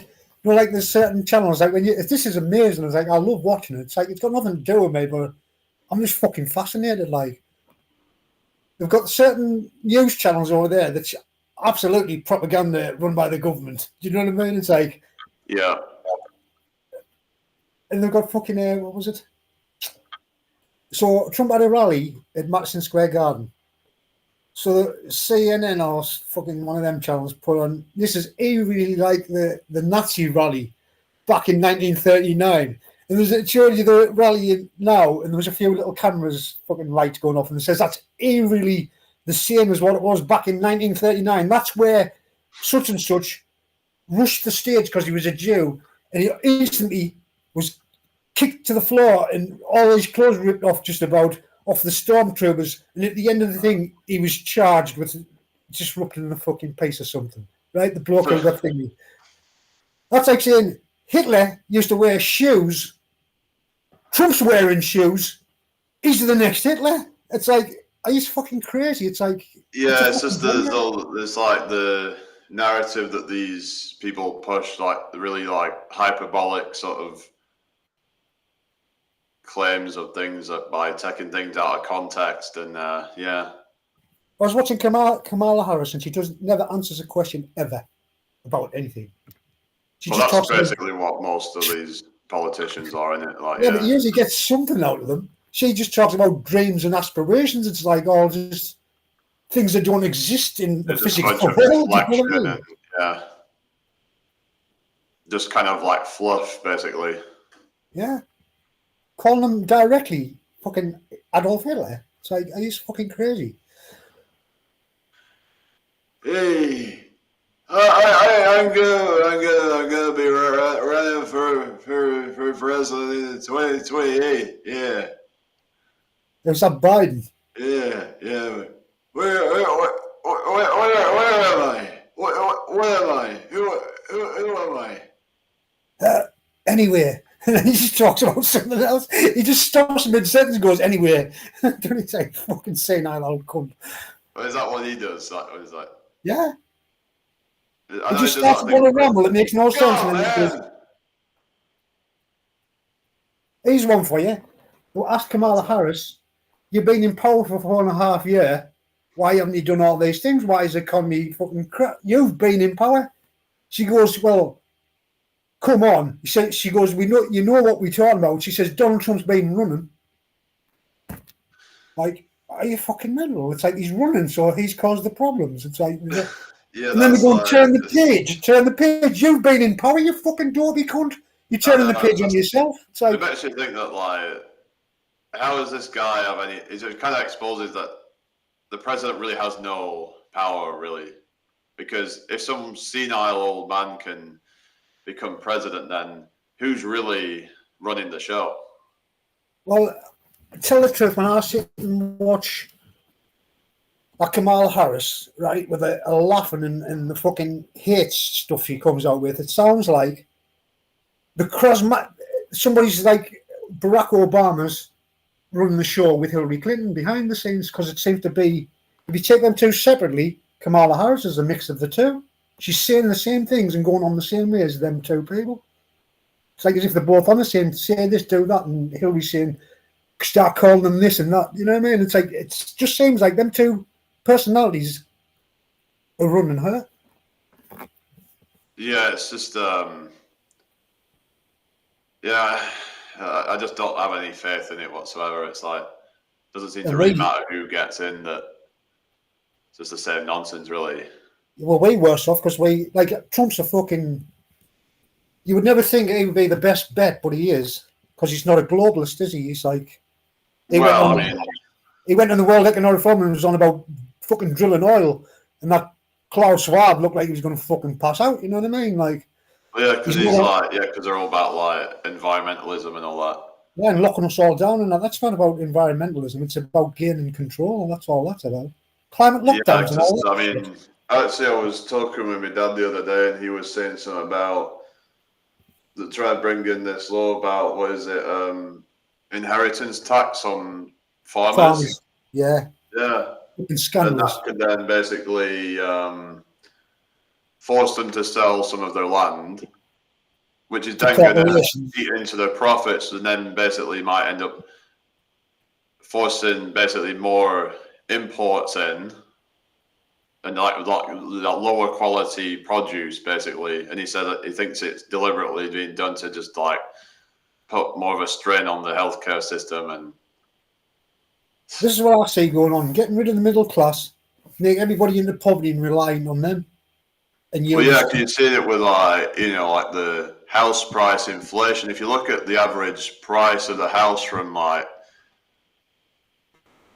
say like the 1980s to now, it's like, and you look at the wages, like the average wage really hasn't gone up that much in comparison.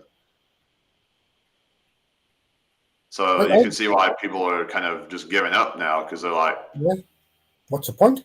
For like just a normal house, it's like, unless you want to live in some shithole like Sunderland or something, no one really wants to live there. But well, there's some alright parts of Sunderland, like. Yeah, but well, basically, I mean, there's these cheap houses for sale, but they're in like the really rough part of it. I mean, there's houses in Durham. It was like more pit communities. You can buy a house for about 500 quid. 500 quid? 500 quid. Yeah, how's that then? Because the whole street has nobody in it, and if you start to do the house up and you're not in that fucking house, everything will get ripped out and took away. It's like, do you know what I mean? You mean as in like it's not secure? Yeah, like nobody lives in the whole, like streets of houses with nobody in them. Maybe there's an odd one here and there. You mean because there's no one to like surveil it, you mean? Yeah, so they're just like going in. If somebody buys a house and they start doing up, they'll break in, take all the copper, the fucking, anything that they can sell.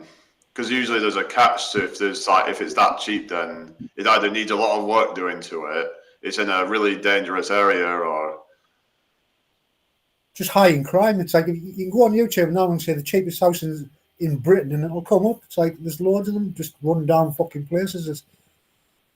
Yeah, I've seen stuff like people buying like abandoned houses and stuff like that, and doing them up. And Like the only way you could do that is to buy the whole street. Do you know what I mean? yeah, And close it off and that's like an have it option. also, But yeah, so you can get people in it all together. that You know, might be an idea where you could, yeah, if say you're going for 500 quid each, let's say, and there's like how many on the street? Let's say there's 30 or something. 30. So that's what, 15 grand. Yeah. And then you kind of maybe do them up a bit. How much would that maybe cost? I don't know, but Way more than the house cost. yeah, it would actually be. So it might end up costing you, say, 100 grand in total for, like, let's say, for example, one house or two.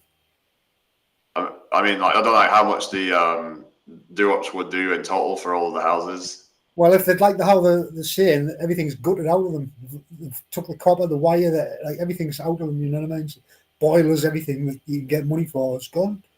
So you've got all that to Going about on these streets, there's nothing in them basically, like that needs all kind of. Yeah, they've just went. Thieves have gone. Everything is sold. Gutted them all. So you have to spend thousands upon thousands on each house to make it sellable, basically. And you need to get a community in that's so there's no empty houses on the street, basically. You know what I mean? Yeah, you'd have to basically like try and get a bunch of people together to want to all buy it. Yeah, so they're all gonna. Which could be easier said than done. So yeah.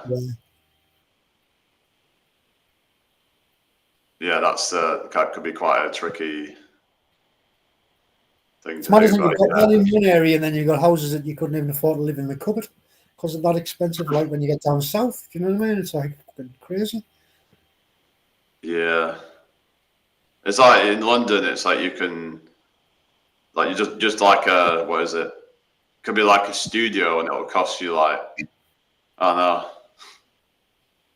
It probably costs you £1,000 a week to live in a converted garage. Do you know what I mean? Down there in certain places. Yeah, it's absolutely crazy. Because it's like there's that much money going around that the prices are so high. You don't own the fucking houses anyways, do you? It's all this ownership. Well, it's all kind of because there's this thing called property tax, isn't it? Is it? Yeah. Where you have to like still pay a tax on it just for owning a property. You another tax that you, is that right? Something like that you. Yeah, well, anywhere they can put a tax in, they'll put it. Yeah, I know. Just waiting for air. I remember they were doing that whole bedroom tax, weren't they? Like. Yeah, so the average person who's got a house, it's like you fucking or a council house, you fucking having to pay them more money. It's like fucking.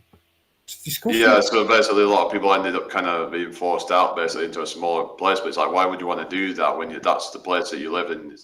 So for some people it's like sentimental value, isn't it? Being like, that's sort of like family home, they've lived there for decades. But it's a council house, isn't it, that we're doing it to, not the normal house? I know, but like, it's because if you was getting charged for a normal house, I'd knock 2 bedrooms into one, say, haven't got any extra rooms. You know what I mean? That's what I've pretty much that would be a way to kind of get around that, wouldn't it? Yeah. But then they might come up with something of like rooms over a certain size or something like that. So they'll always kind of like move the goalposts or something. Certain footprint or whatever. Yeah. What are your thoughts on this van life stuff? Like, because. So there was it going about that this person was saying last night, was like saying, oh, but insurance is too high for that and all that. It's not really doable in this country, is it? Yeah. Is it? You can't park on the street in a camper. It's like they won't let you. You have to go to sites and things. Do you know what I mean? So yeah, then if you go into sites, then you're having to pay like a few quid every night, so it kind of defeats the whole purpose, doesn't it? Yeah, it was like when I used to go camping. It would cost more to pay to stay on the campsite than would be just to go to fucking Spain for a week. Yeah, I know, it's mad, isn't it? Like, yeah. But some people might just go to, you can do like wild camping and stuff like that, but But then when it comes to like winter time, you wouldn't really be good with it. Not really. I mean, I've seen like people have done it in like winter time, but if you've got the right setup for it, You shouldn't have to struggle, should you? It's like that's what you'd be doing if you was doing that. it's like almost like they're just kind of forcing people to kind of strip everything back to like bare essentials. I don't think they're bothered about that. They just don't give a shit about it anyway. They just bother about what they can get. What do you mean that they just don't care about No, anybody they couldn't anyway? give a fuck. They couldn't give a fuck. No. It's just something to say during election time, isn't it? As long as they think, well, as long as they're still living to be able to feed the machine, then they don't care. I know that Starmer. Welfare and everything. Have you heard of that Starmer getting money off fucking some lord fucking, he's an Indian bloke. I don't know, but he's been giving them cars and fucking houses and fucking money. Do you know what I mean? For him personally. yeah, he's a rich bastard, isn't he? Yeah, but he's giving that to our Prime Minister, and our Prime Minister's taking money off the fucking pensioners for the... Yeah, exactly. Yeah, is it the disabled pensioners who are already struggling as it is? But if you go back and watch them all, they're saying, oh, we're not going to have any tax rises. No tax rises on Yeah, it's just all a load of... Just fucking shite. They're just a bunch of lying bastards that don't deserve to be in charge of anything. It's just a whole bunch of gaslighting, isn't it? Yeah, I'll just tell you what you want to hear so I can get what I want. That's all it is. yeah, it's all just a bunch of, yeah. Then they'll just like come up with some excuses and be like, oh, well, we had to do it because, you know, of the economy or whatever. And it's like, well, what they're saying is that we had to cut that because there's a huge hole in the money, the budget from the last party, right? A black hole, they're calling it. And my question would be, when you call it a fucking black hole, you're not saying there's money missing, are you? It's like weird. Like, did they overspend it? Or has it gone? Because if it's gone, you can't go, oh, there's a black hole where 20 billion's fucking gone. You need to say, well, them MPs took it. They fucking need to go to jail. You need to get it back. It's like... yeah, you need like to hold people accountable if some people have people stolen money or... Yeah, if it's a black hole, it's unaccounted for, so... Attack yeah, a bit like that. What was it, Pentagon building in 9/11? But yeah, yeah, when there was like all that $2.3 trillion that supposedly went unaccounted for. So yeah, it was 4 trillion, wasn't it? I don't know. I think it was 2.3 trillion, but yeah, like that kind of thing where it's like, well, who's responsible for this? Then is the question. Because money just doesn't just go missing. If I'd done that and there's a huge hole in my money that I couldn't account for, I'd fucking be going through everything with a fine tooth comb. Well, yeah, you'd be like investigating it. Yeah, I'd be a criminal, but they can do it, and they take it off the fucking pension to fill the hole. And they're just taking more money for themselves. It's like, well, shouldn't you be?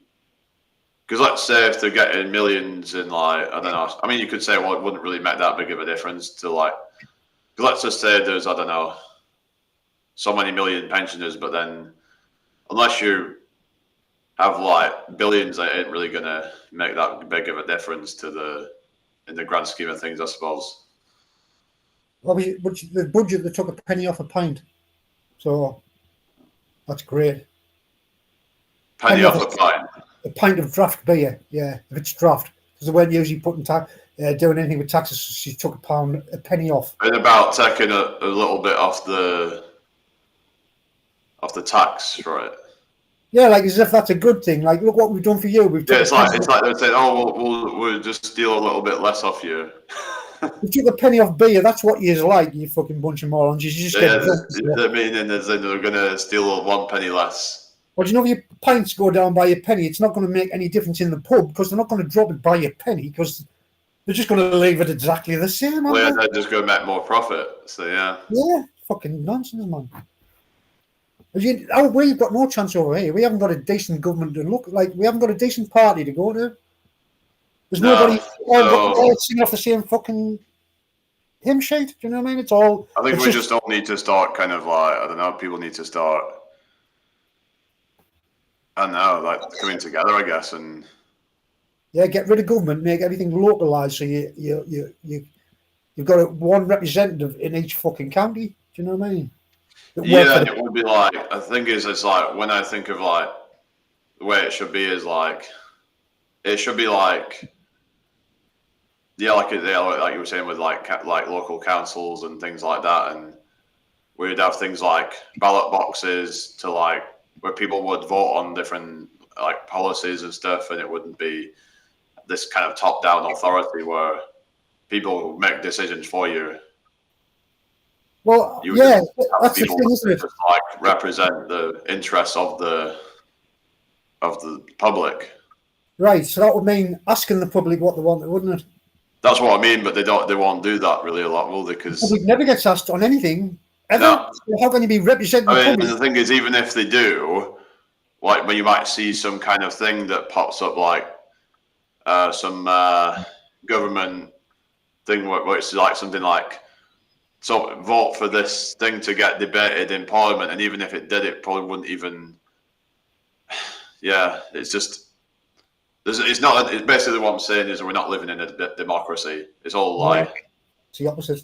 Anyone that says that we're living in a democracy is just gaslighting. Basically, it's just. The democracy thing is just a trick to me to realise you're just being fucking ruled. Do you It's know what just I a mean? buzzword, isn't it?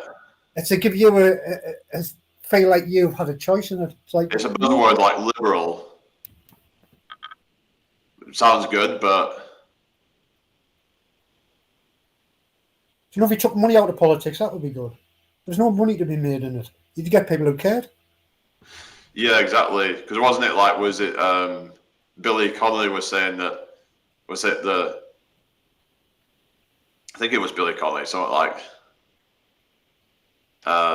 the want to be a politician should stop you from ever becoming one, something like that. Was it I don't know. something along those lines? Do you agree with that then, like that?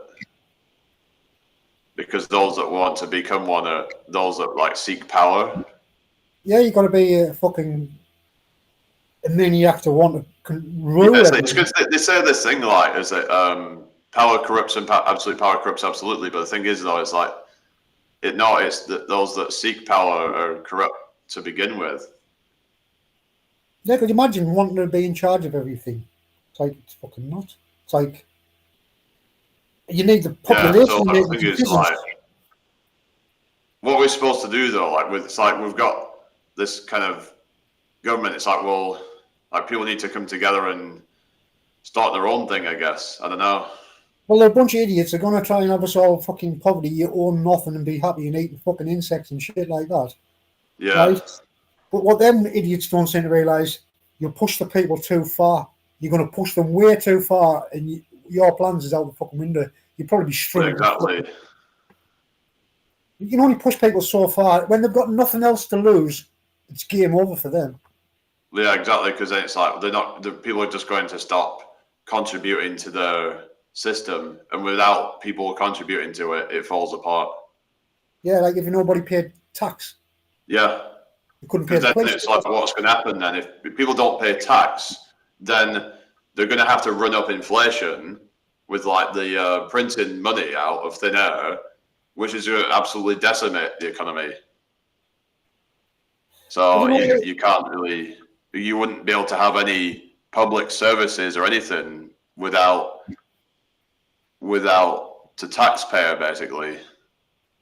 Well, all the public services is being paid by the taxpayer that already exist, don't they? Yeah. So, like, we shouldn't have to pay it anymore. The people who use all those things, like the big companies, they should be paying for roads and fucking motorways and things. Do you know Well, what yeah, I mean? exactly. It shouldn't be like I say it shouldn't be the people that are already struggling. Where it's like I've heard the people who are even on say like a minimum wage and they're paying like 20% tax plus national insurance, like, and then you've got these ultra rich putting money in tax havens in frickin' Bermuda or some crap. Yeah, it's like, do you know, on the dole now you get about almost £1,000 a month, don't you? If not a little bit Yeah, more. so like people are like, oh well, might as well just do that than have to work just to earn maybe a few £100 extra a month. I don't know. It's like, is it even worth it? Because but that 12 grand that you get on the fucking dole a year, I'm only allowed to make up that amount before I get taxed being self-employed, right? Yeah. So why can't I only make what the fucking somebody who doesn't work? Why am I only it's as if you're getting discouraged from fucking working? Yeah, basically that's what's going on. Where it's like if someone's on, say, like minimum wage, say they're on, I think it's about 19,000 a year, or 20,000 a year, whatever it is, and it's like, but when you minus tax off that, then it's going to be even less, isn't it? So, I mean, I've been in positions with jobs where they've asked us to do overtime. And there's also the case where, like, for a lot of people going to work, they might have to drive to work or something, or get on a train. So then they're paying maybe a few pounds a day to get to and from work. So that they might be paying, say, like £50 a week, let's say, on transport. Yeah. And if I have a car and I take the car, I'm paying the same as what they're fucking paying on the train for parking. Yeah. So you might be paying, let's say, it might be a couple of £100 to £300 a month just on transport. So that's minus off your wages. It's not like you get, sort of like a rebate of any of that, They've also put £100 on car tax for petrol cars. Well, yeah, so then there's a whole thing of like the need for like insurance and all that, but if you're not working, you don't have to worry about any of that. So what about this? When I went to get my insurance for my car, it went up because of COVID. When COVID was out, people driving around with no insurance. Well, how the fuck was that? Because nobody was fucking driving, so they weren't paying insurance. So now the insurance has gone up. That's like the insurance company has a target that they want, and because they didn't get it, they're going to charge the customers extra. So you think it's like, because we're talking about them and discouraging people to work, and there's this whole kind of like move towards like the whole kind of universal basic income. Yeah, credits, isn't it? You're just going to be like China. And they get people conditioned because they're doing all this thing of like, the 4-day work week and 3-day work week, whatever, and they're getting people used to like the idea of like not work. I mean, obviously on surface that might sound good because like people are able to pursue their hobbies and their passions, and some might say it's a good thing, and it will be but it's just whenever the government interferes with anything, then it can be used for like nefarious agendas. Yeah, it's to make richer people. Like for example, having expiry dates on your money. For example, where it's like if you don't spend it in a certain time, then it wipes to zero. Yeah. Because all you want of them is a consumer. That's basically what. Yeah. So it could be their way of trying to encourage more spending. And if, say, like we have an economic downturn, and they might be like, oh, we're going to make it so people are forced to spend their money. Well, it's like if your money expires, and it's like you have to spend it, then don't you? So all you are is a consumer. It's like that's all they want. Yeah, and they can like attach your ID and to it. So it's all there. It's like say when I work on a building site, on a construction site, if I'd done overtime, I could work overtime, but only so much, because when I went above that, I went into a different tax category, right? And that's not taxed on the extra I've made, it's taxed on the whole fucking lot. So anything extra I've made and put them hours in, that's took away. You know what I mean? I'd end up coming out with less than what I had got to. So that's not encouraging people to work, that's disencouraging them to work. So like if you made it, when you go up into the next tax category, it was less tax. Do you know what I mean? That's getting people to work. Yeah, exactly. If they had like it's in reverse. Well, I was thinking like how if they would increase, say, like the minimum wage or something, then then the prices on everything would go up or something. Like I was thinking pragmatically about this and like how whether increasing wages or decreasing taxes on poorer people would be a good idea or something, and whether it would actually cause increases in prices, but then the argument then might be that there would be kind of that wouldn't work or something, and Yeah, I so don't know. It's like, I was thinking how, like, say, it would then, it would probably be good for like small businesses. It'd probably help them to compete more. so what about the big businesses like Amazon? They don't pay any fucking tax at all. Because let's say you've got these big like businesses. Let's say like you've got your big supermarkets, for example, and if they've got to pay more tax versus say like your small local shops, then they might be able to put their products out at a similar price, if you get me. Yeah. So it kind of just like levels the playing field out. Because with like big corporations and stuff, they can produce things at a higher quantity and with like lower prices and still make a lot of profit, if you get me. Yeah. That's why you'll see a lot of these like local shops that they're more expensive. But say the local shop, it costs them more, the food goes up and they keep charging you the extra. That means they're not paying that. The money they have to pay, you're fucking paying. It's like it always comes down to the lower wage people that's paying the debts of the big companies. Yeah. It's like, imagine I get taxed. How the fuck can I put that? If I've got a shit wage, how can I make that more? Or if I've got more outgoings, how can I make it less outgoings? It's like, I can't do that. I can't say, oh, this is costing more, so therefore I need more money off you. But that's what they do. And they're the ones who tax exempt, and we're the ones who have to keep on paying it. It's like, I know it's just a lot of nonsense. Like, and you might say, well, you know, the rich people have to pay a higher percentage in tax. But the thing is, though, that doesn't take into account the fact that most of your money, if you're on a lower income, most of your money is gone before you see any of it.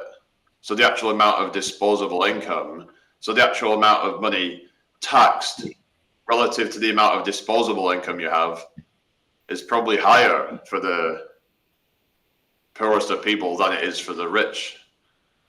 If you get me? well, yeah. Well, it's like when you're poor and you pay your fucking council tax and stuff like that. You know what I mean? Yeah, that's going to be like a bigger percentage of your income, whereas a rich person, because if they're in, say, like the same band, they're paid the same amount, and they should be paying a lot more, shouldn't they, if they're earning more money?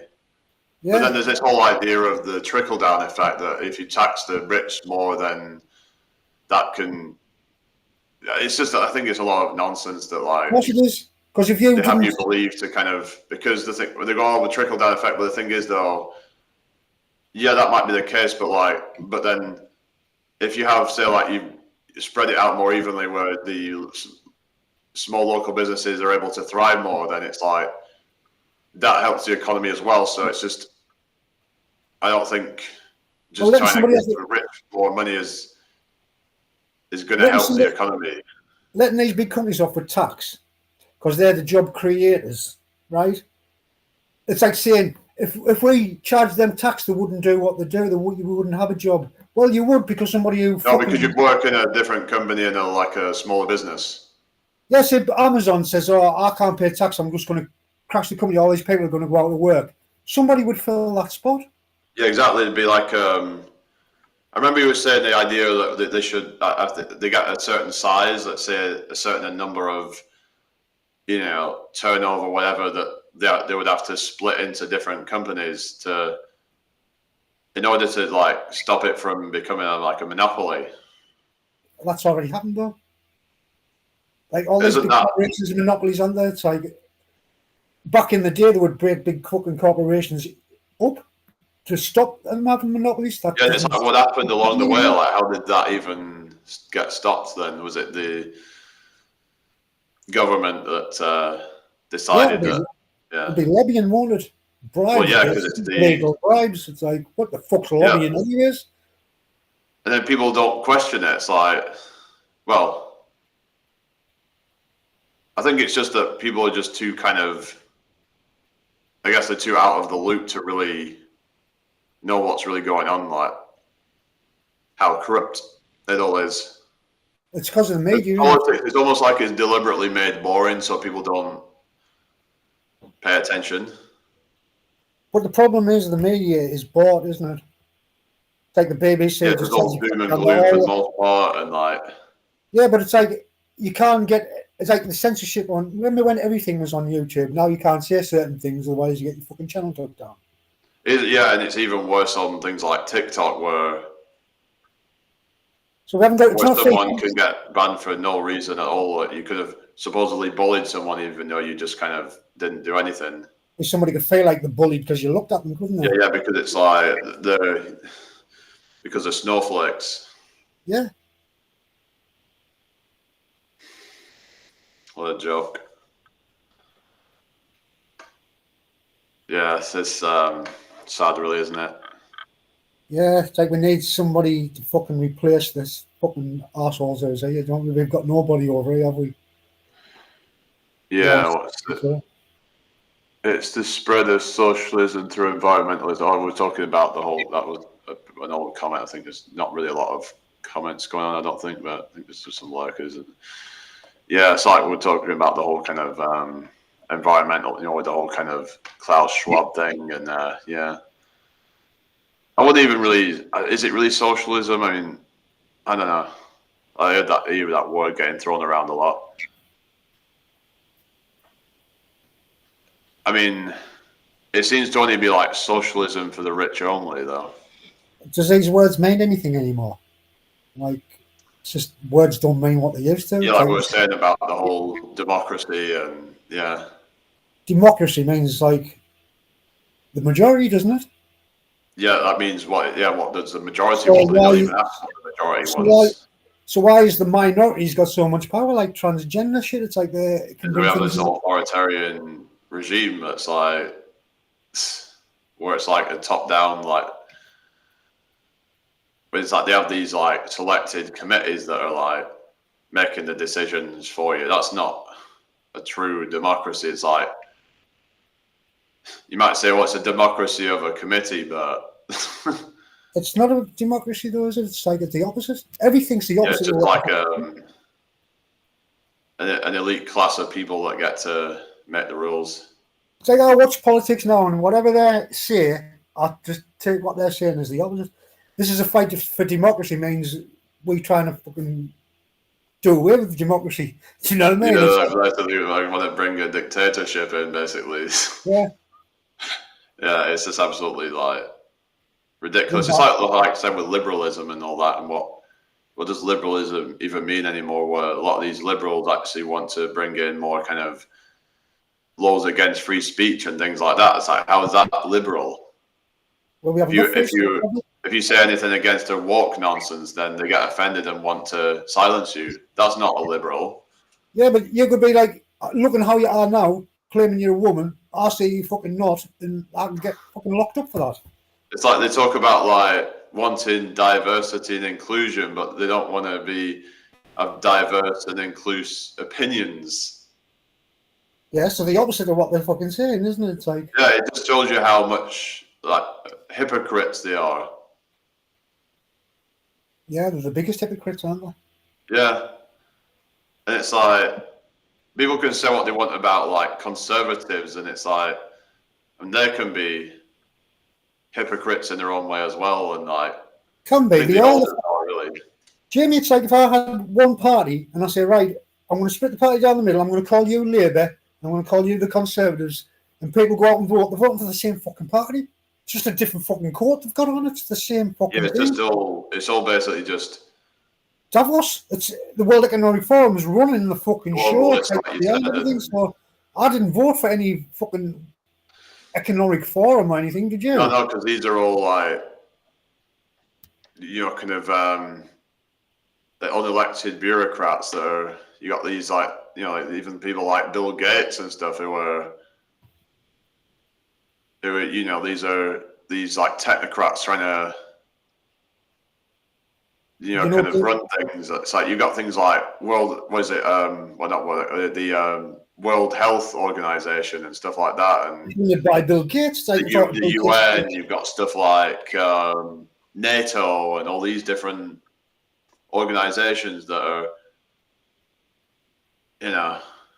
Is there any donations that Bill Gates has ever made? This fucking person who gives the loads to charity, has he ever done a donation where he hasn't got more back than he gives? Yeah. Like he invests in companies that he's going to get money out of. It's like it's fucking Peter Gore, isn't he? Isn't he like such a new person? It's like Jesus Christ, he's a fucking monster. Do you know he's been indicted in Holland? Bill Gates. No, what is it? Is that the whole thing with the farmers or something? No, it's to do with lying about the vaccine. Did you say in Holland? Did you say Holland? Yeah. After if we do a really good job on the vaccines, the healthcare, reproductive health services, we could perhaps lower that by about 10 to 15%. The thing is that, like, when people hear that, it's like, I think you could say it's taken out of context a bit. Because it doesn't mean like lower the population by, like, I think he means as in lower the rate, or if you get me. I don't know. It's like no, he's on about lowering the population. I mean, no, I think it was when what was it? People think that it means like using vaccines as a way to basically like kill off the population or something. And well, he's not going to say that out loud, is he? But he wants a vaccine into everybody, knowing that. What they'll probably say is that when they have vaccines, that it causes people to have less children or something like that. Yeah, because he's a eugenicist, isn't he? He's eugenics. It's like it's not a secret. Yeah, there was that whole thing. Was it reproductive health services? That's another word for like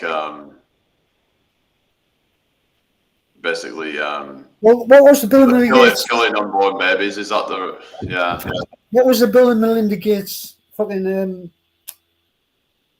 called? It was the fucking what was it? Population control, wasn't it? Foundation or something. Bill and Melinda Gates Health. It was something to do with the population, not the fucking World Health like the health organization thing. What's it called? What he's got? Oh yeah, about Bill and Melinda Gates. Yeah, foundation. Yeah. The Bill and Melinda Gates Foundation. It was the fucking World Population Foundation, wasn't it? It's like on the fucking wall still on the sign. Yeah, it's Why is he so bothered how big the fucking world gets? Has he not got enough of it to himself, like, you know what I mean? I know, it's just it just makes you wonder like what's the real agenda of it. And why was he on Jeffrey Epstein's plane fucking loads and loads of times and then saying, oh, well, I was trying to get money out of him when he's the richest man in the fucking world at the time? It's like, yeah. So you associate with a paedophile that you knew was a paedophile, but he never gets to sit down with somebody who'll fucking push him on the questions, is it? You always have these soft interviews all the time. Like, I love to see somebody rip him and you fucking assholes, you know what I mean? Like, just with questions.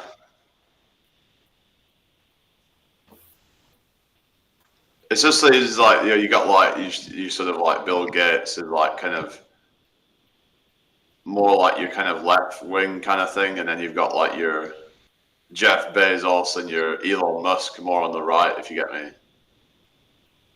I would say they're all on the right. I wouldn't say fucking Bill Gates is a left wing. Well, I mean, more kind of like, as in like is more kind of perceived to be more kind of like. I mean, he doesn't talk about transgender stuff. That's all. I mean, as in like that would be like Bill Gates, where it's more kind of like you got more of like your kind of because wasn't it like that Bill and Melinda Gates had some that they funded the Guardian newspaper or something? Yeah, and the BBC. So like which is like it's said to be left wing, but you were saying that a lot of that is not really right or something. It's Why does an American want to give huge donations to the BBC? yeah, because they have some To control agenda that information. they're trying to push, basically. Bill knows his computer can only run on information received, can't it? Can't get anything from outside of that. So he thinks people are the same. It's like, you get this information and we'll serve you from any other information, you will have this point of view because there's nothing else to pull your views from because we'll fucking control it all. Yeah. That's the biggest problem, media. It needs to be independent and have the fucking unbiased view, but it's not. Yeah. It's fucking bought all over the world. I know, it's all just like, yeah. And then people have that view. It's like when I hear people now talk about things, they won't tell us their view. Their view will be what's on the telly. Yeah, so it's not an independent thought that they've got. It's all. It's based. No, it is, but it's based on only that information alone. Yeah. They're telling you, they're not going looking elsewhere. Yeah, it's not. Yeah, it's like there's a bias. They're like, But they don't realise it. They've just kind of bought into the propaganda. Yeah, the world's all great for those people, isn't it? There's like kind of echo chambers. Like you'll get like you have like in America, it's very polarized. Where you got like your CNN and your Fox News and all that. Well, it's like all this climate agenda shit, right? It's like, who's that? Oh, she's a Latino or something. She's an American politician. What's I that? remember when we went into the flat Earth stuff, Oh, I remember seeing her sitting on a stage saying the world will end in 5 years. That's been and gone. It's like, so why aren't they getting pulled on it? Why aren't people saying, look, you're saying this is all going to happen? None of it's happened, so why are we keeping it up? Yeah, it's just it's all these like alarmist predictions. It's like, remember when they were saying that, oh, we're going to run out of coal by the year 2000 or whatever they would say, like. Just like, these like worst case scenarios all the time. Fucking nonsense, all of it. It's just, but Yeah, it's just a lot of fear mongering. Yeah. Just trying to get you to, oh no, we're like, the world's coming to an end. Like, yeah, like them signs saying, oh, these islands will be underwater by the year 2000. And then they had to go and take the signs down because it's fine. You know what I mean? yeah, it's that's like, just, yeah. You're just full of shit, man. You know what I mean? It's like, you're probably fucking about with I remember I was talking with someone about that whole thing, when they were saying about like the ozone layer and all that. And they were saying, well, actually that because of things that they did, that they helped to restore it or something like that. Yeah. Because you can't say, oh, look, it didn't happen. Oh, we fixed it, look at. Well, maybe we fixed all the other shit. It's kind of like you saying, oh, look, there's this thing. Like, it's like saying, like, there's Loch Ness Monster or something. And then if, like, you was to drain the lake and then it's like, oh, it must have gone. Yeah. It's a bit like the end of the world, isn't it? It's all, we're all going to die in 1999 and then, we didn't die. 6th of the 6th, 2006. Yeah, and we didn't die, so therefore... It's like, was it December 21st, 2012? Mayan end count calendar. Yeah. But wasn't that like... Because that was started from that day. Then that doesn't happen. Then you get people saying, well, the way reality works, it did happen, but we've been pushed into a different reality, like sort of thing. You know what I mean? The thing is, if they'd have started that calendar a year earlier, then it would have ended a year earlier, or something like that. I don't know how it would all work, but so it was just a bunch of calendars put together or something, and to make a long calendar or something, but an end count calendar, wasn't it? Well, it's all right because if it does happen, Jesus will come back and save us all, won't he? It's like, yeah, because they always, like there's always that. Yeah, the end is nigh, and it's like Jesus is going to save us. It's like, well,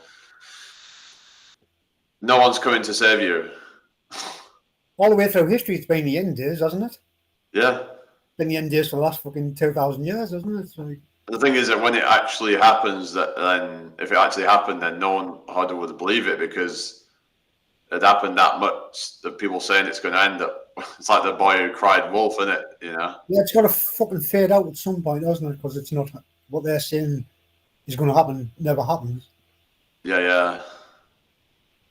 I'm not saying climate change isn't a real thing, but it's not caused by people. I would say it's a thing that happens. Well, different factors and stuff, but like the thing is that I think there is like some effect, like especially like cities, really.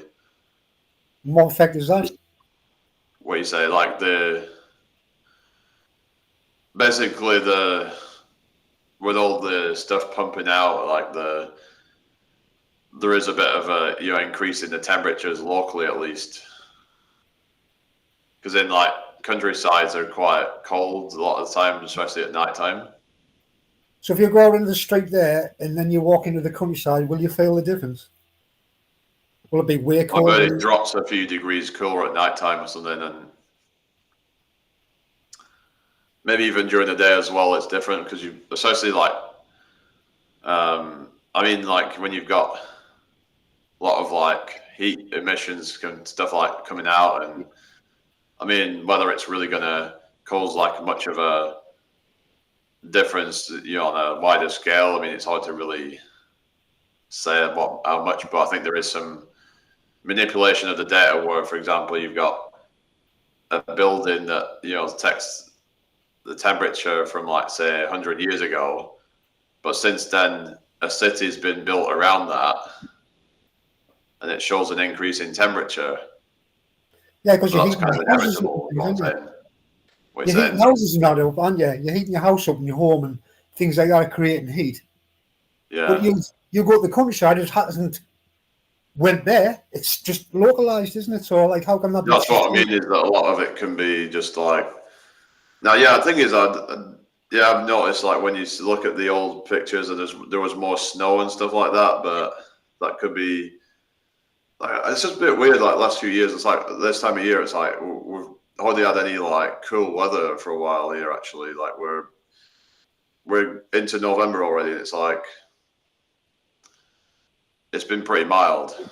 So yeah, but that's it could just be one of those years, or whatever. But that's been the same forever, hasn't it? So you get mild seasons and rough seasons. It's like it's just. But it's like we hardly ever get like, because I remember like they were talking about that they used to see a lot more permafrost, what they call it, where it would be like where you would have basically like frost all throughout the day, and it wouldn't melt, and it would like, and then when it comes night, it would add more and more frost on, and it would just like really hard.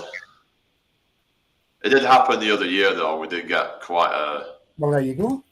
A frosty winter, but we don't seem to get it like every year. Like I've heard they used to get it like quite regularly, but that could be a localized phenomenon. The hottest summer I've ever known was in '76, right? So that's not the same as fucking when they say no, it was only a couple of years ago. It was the hottest on records. It didn't seem like it because in '76 you could get the paths were fucking raw like tarmac on the paths and roads. You could just, it was soft. I actually saw that a few years ago one summer where it was quite bad like that. Yeah, but I mean, it's not unusual. Yeah, my hot summer is like back then, so how can it be getting worse? Yeah, like Tom Jones, it's not unusual. Yeah. What's a pussycat? Oh yeah, that's not unusual to be loved by anyone, is it? Yeah, but yeah, like I mean, I suppose it's just got cycles come and go, I suppose, where it's like because you got solar activity and stuff like that. Even things. There's a thing called Milankovitch cycles and stuff. So, well, do you know the salt flats was caused by climate, wasn't it? And so is the Grand Canyon. A long time ago, but it was like it's constantly changing. That's why you say it changes. Yeah, even like geology and stuff like that, and it's always on the change. It's like you say, you had like a volcanic eruption that would cause a change in the climate for a while. It has done in the past, hasn't it? Was it in the 18th century? Some of the big volcano in the sky was yellow for 2 years. The trees went really fucking didn't do. What they're saying is with all this like carbon emissions that the idea is that because it's a greenhouse gas or something, but when they actually look into it, it really isn't that potent. You need carbon because carbon is what makes the fucking plants grow. And when But the yeah, plants grow, the thing is that it depends, like, if you've got enough like plants to kind of take it up. yeah, but that's what I'm saying. Carbon would make plants grow at a faster rate, which counteracts it. Yeah. As long So, I as mean, it's not staying in the earth for too long, but even if some of it does, it's not that potent. Like methane's a lot stronger of a greenhouse gas. It's like, yeah, but these things exist. They've always existed. You couldn't like if you're yeah, going to go with methane. It's like don't be fucking stupid. It's like these things have always been around. The part of the atmosphere. You know what I mean? It's like yeah. It's, I suppose, yeah. There's, as long as it's not like out of balance, then yeah, it's but there's more no. probably going to be like in the cities where it's more concentrated. But that's just So how many percent inevitable, of the really. atmosphere? How many percent of the atmosphere do you think is carbon? Yeah, it's Carbon very small. So is it 0.04%, wasn't it? Yeah, 0.2 or something. Yeah, it's like it's fucking whatever it was. ridiculously Yeah, it small. was. Like Yeah, most of it's like water vapor in it or something. it's took up by the fucking plants and algae and all sorts of stuff. It's like you can't do away with that. It's like you can't take away part of the vital gases of the fucking world and expect it to thrive. Yeah, because then it's like you're helping with the like ecosystem, then, aren't you? And yeah, Stop chopping trees down. That would be the first thing, wouldn't it? but yeah, because you might say, well, if there's less trees, then there's less things to take up the carbon or something. But And the sea's full of stuff as well that takes it up. But what I mean is that local thing. You want your you don't want you the stuff that's producing oxygen. You want them closer to you. You know what I mean? ideally, if we had, say, like more like trees locally, something like that, more. Yeah, but they cut them down, don't they, and build houses Yeah, and that. that's the issue, and it's like they were cutting them down for 5G, weren't they? Yeah, Yeah. They cut one down for a fucking camera because they couldn't see down the street. And the tree was yeah, enormous. It's like, but we can't yeah. cut a little one down in the garden. You know what I mean? It's like, but the But council. you could like kill two birds with one stone, actually, because you could build more trees and then like fruit trees, so you could have Yeah. fresh fruit for people to like, yeah. Well, And that would also then help to kind of solve some of the food crisis. wouldn't you think like it wouldn't be hard to plant trees where they've planted normal trees to plant cherry trees and fucking Yeah. apple trees and things? It's I like, mean, we do get quite a few around where I live, but well, like yeah, edible we could ones do or it more. crab But apples yeah, and things. yeah, we have apple trees. Even I've seen a few like pear trees and plum But like trees and stuff like in the that. woods, Pardon? they would have been in the woods at one point, wouldn't they? Yeah, we do have like nature reserves and things, and they put stuff in there, and even just on the roadsides, even at times, things you see me also down the paths, and you have this like cycle path. You got stuff down there. You got damsons and different things. Well, Yeah, there's loads of food you could plant that you could eat, and like gooseberries and fucking blackberries and cherries, and it's like there's loads of yeah. stuff. It's just most places they just don't really have anything. They just No. don't seem to care. Like the But where's the councils. world? One that was in nature at one point, it's been took out of nature, so we can't get it, and we have to buy it. Yeah, because it's Like, all just like, well, that's let's our take this thing. out of nature and like we can make people pay for it now. It's just it's a sick joke, isn't it? So yeah. Because it makes you reliant on somebody else, and then they've got the power over you. It's like It's your like dog. it's like being in an abusive relationship where you're financially dependent on them or something. Yeah, or you're nothing more than a dog, and you can't open the fucking tin Where yourself. basically they have access to your money, like they control your bank account and say, "Well, I'll give you an allowance if you do this or something." Yeah, like people don't really seem to get into the heads how bad this is when they do away with cash. It's like you have Yeah. no more independence, and everything you do is monitored, watched, and controlled. Yeah. Like, I mean, I remember we were talking about the whole thing. If we had loads of fruit trees, then it would cause a mess everywhere. Not necessarily. If you had them in like parks and different places where it doesn't have to be like along all the streets and everything. well, even if it's in the streets, there's fucking birds and things that eat the stuff that's on the floor. Well, yeah, and exactly. It's not like it's going to be like causing chaos everywhere, and it's Well, how fast does an apple take to break down? Not long, does it? It's like as soon as you no, bite it exactly. open. They like oxidize quite quickly, and yeah. Yeah, but you'd rather now go to the supermarket and get your fucking plastic that doesn't break down, bring your food home, and Yeah, exactly. It's just going to be a lot better for the environment. It's going to encourage a lot more biodiversity. Do you know if you create a society where you didn't have to pay for anything, like all the food, you could just go out and get it off trees and that, they go, oh, well, that would collapse society. Well, society would be all right. It's the rich people that would lose out. That's all. Exactly. It's those that would just be like screwed because people would be less dependent. But I was thinking, though, what about, let's say, if people were still dependent on certain services, wouldn't they just put the prices up on everything? So then people are forced to end up working for them again. So, what do you say?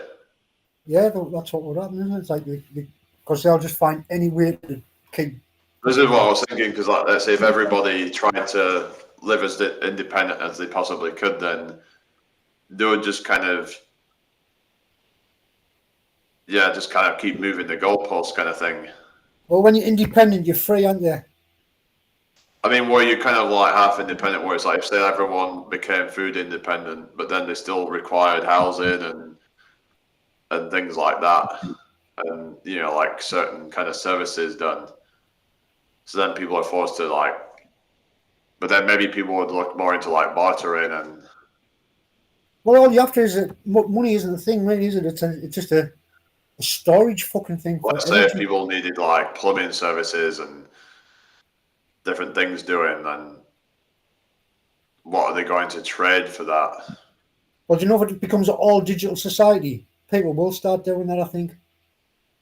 What do you mean, like bartering? Yeah, they'll just trade things. But what would you trade for, like, if you'd say that like services that needed doing? Food, or what else would it be like? Be all sorts of stuff. You could be somebody who makes something, like a fucking piece of furniture or something.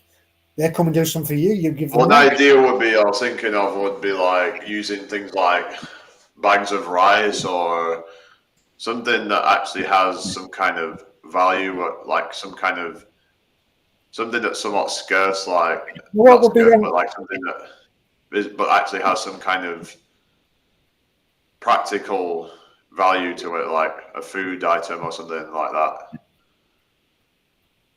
Because it's something that would be,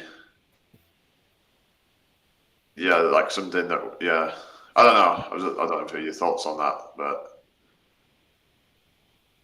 I think it's just having money, because something that actually you need some like universal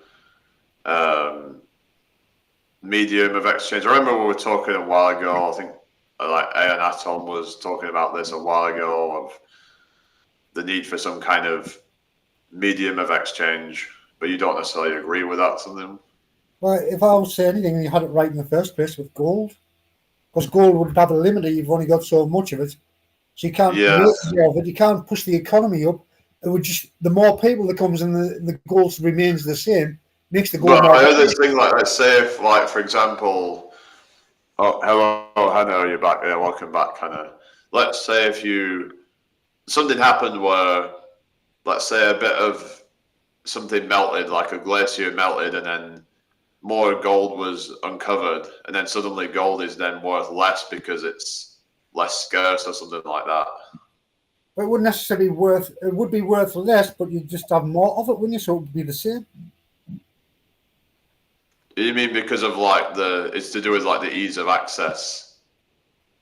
No, it's like what's in existence, isn't it? Is what basis the price of it or its value is how much of it exists at any one time, isn't it? So if you discovered a big pile of gold that was just as big as the amount that's already in existence, it would just make it worth half as much, but you'd need twice the amount because there is more of it. It would stay the same sort of thing. Wouldn't that make the currency worth less then or something? Yeah. But you have more of it. So it would put it back to the same, wouldn't it? So what you're saying is that people would then go and find more gold to then use as a... If you could make gold out of something else, then it would be fucking pointless. You need something that has only a certain amount. Yeah, well, this is why they were saying about like Bitcoin or something, that there's only a finite amount of it produced. But the problem with that stuff is it's quite volatile and Well, the problem I have is everybody converts it back to money, so what's the fucking point of it? yeah, because unless it becomes an actual Currency where I can go to the shop and spend me Bitcoin, yeah, I'll be in for that. But if I can't spend it, you have to convert it back to money, then I'm not out the money system, I'm just sidestepping it and going back into it. it's just defeats the whole purpose. People are just using it as like a Ponzi scheme sort of thing, really. That's all it can be, isn't it? Yeah, they're basically just financial speculation. Buy it at a cheap price and hope that it goes up in price, so then they can pull it out. Then that would just like deflate the value of it. But it doesn't exist anymore.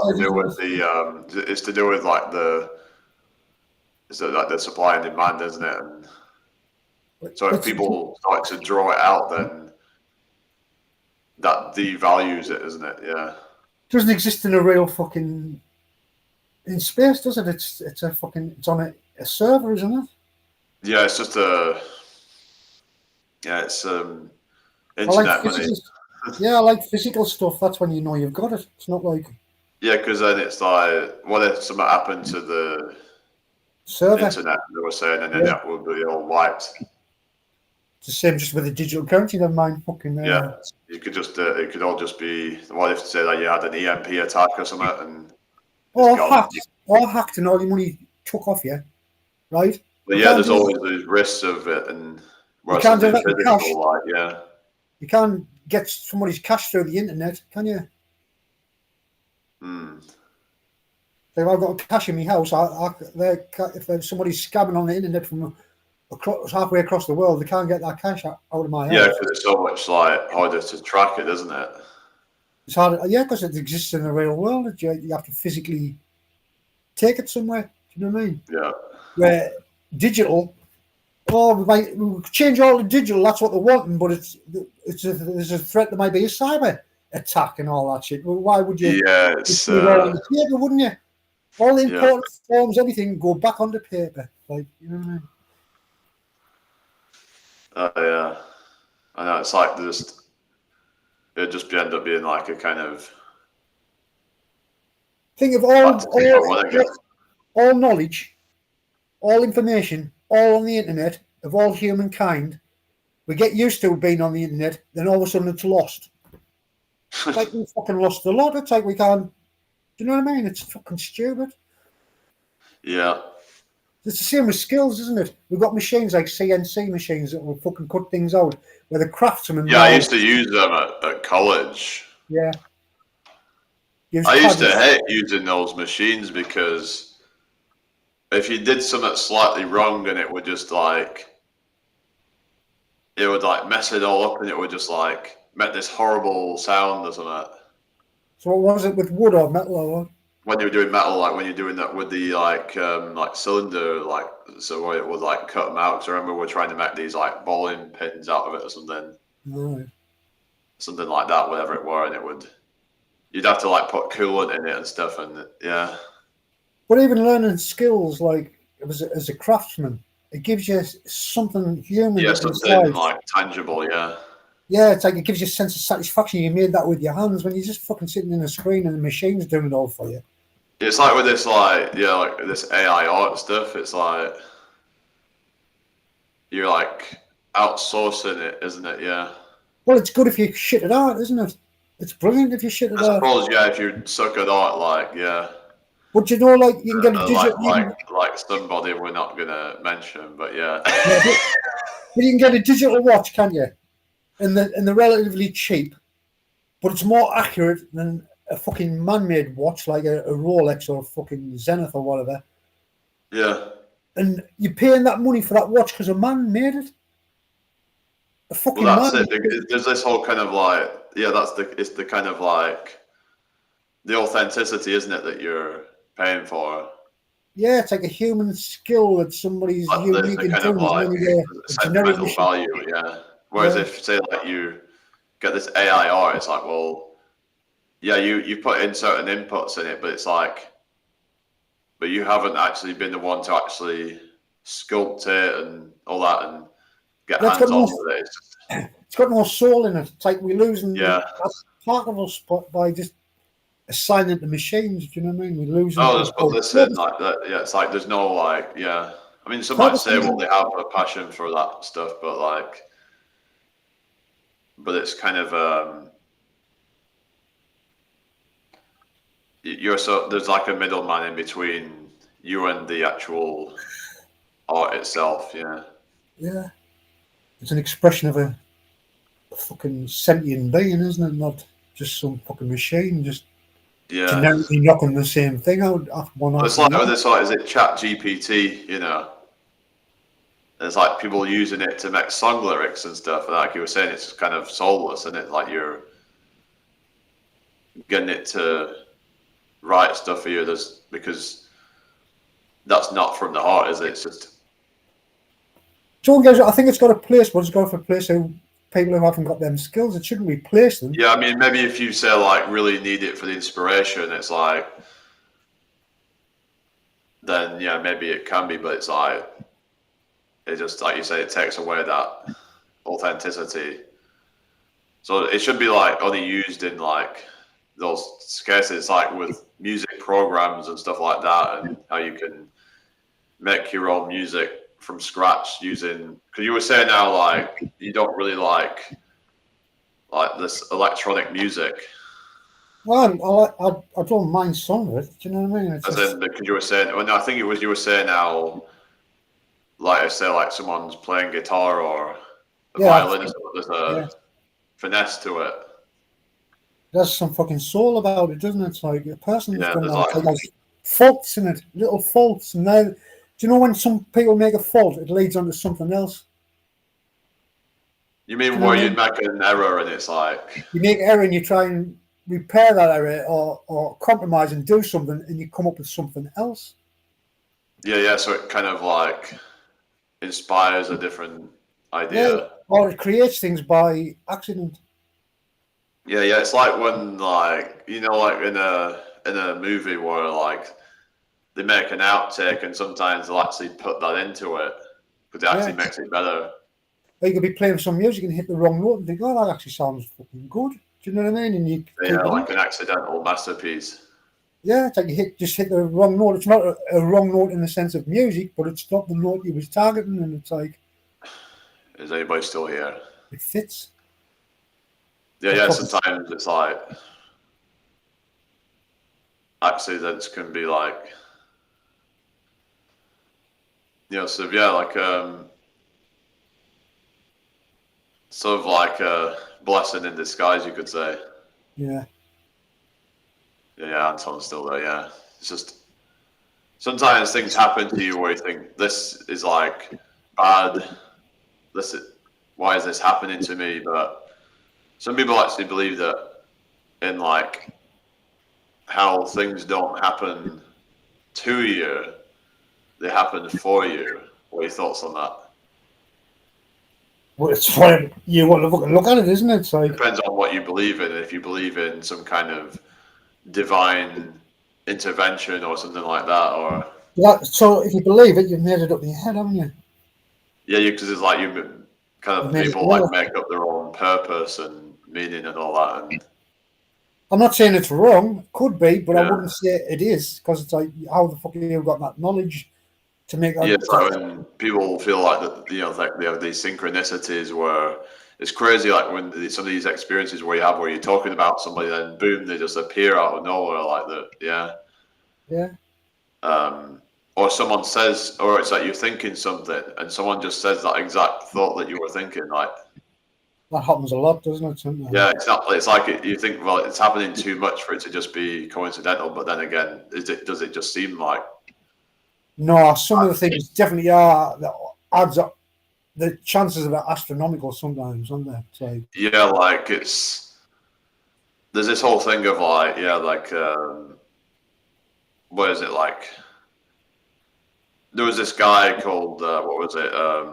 I think it was Rupert Sheldrake with morphic resonance and all that, and this kind of like theory of like that it has to do with like, like telepathic communication. So that might explain, but then it might not be that deep. I don't know, but well, anything like that would be, it's more vibration, isn't it? It's like everything yeah, I think that's vibrates. what it means with like Frequency. it's all to do with like frequencies, and Yeah. they say how like when we're around people on a certain vibrational frequency that we're alive.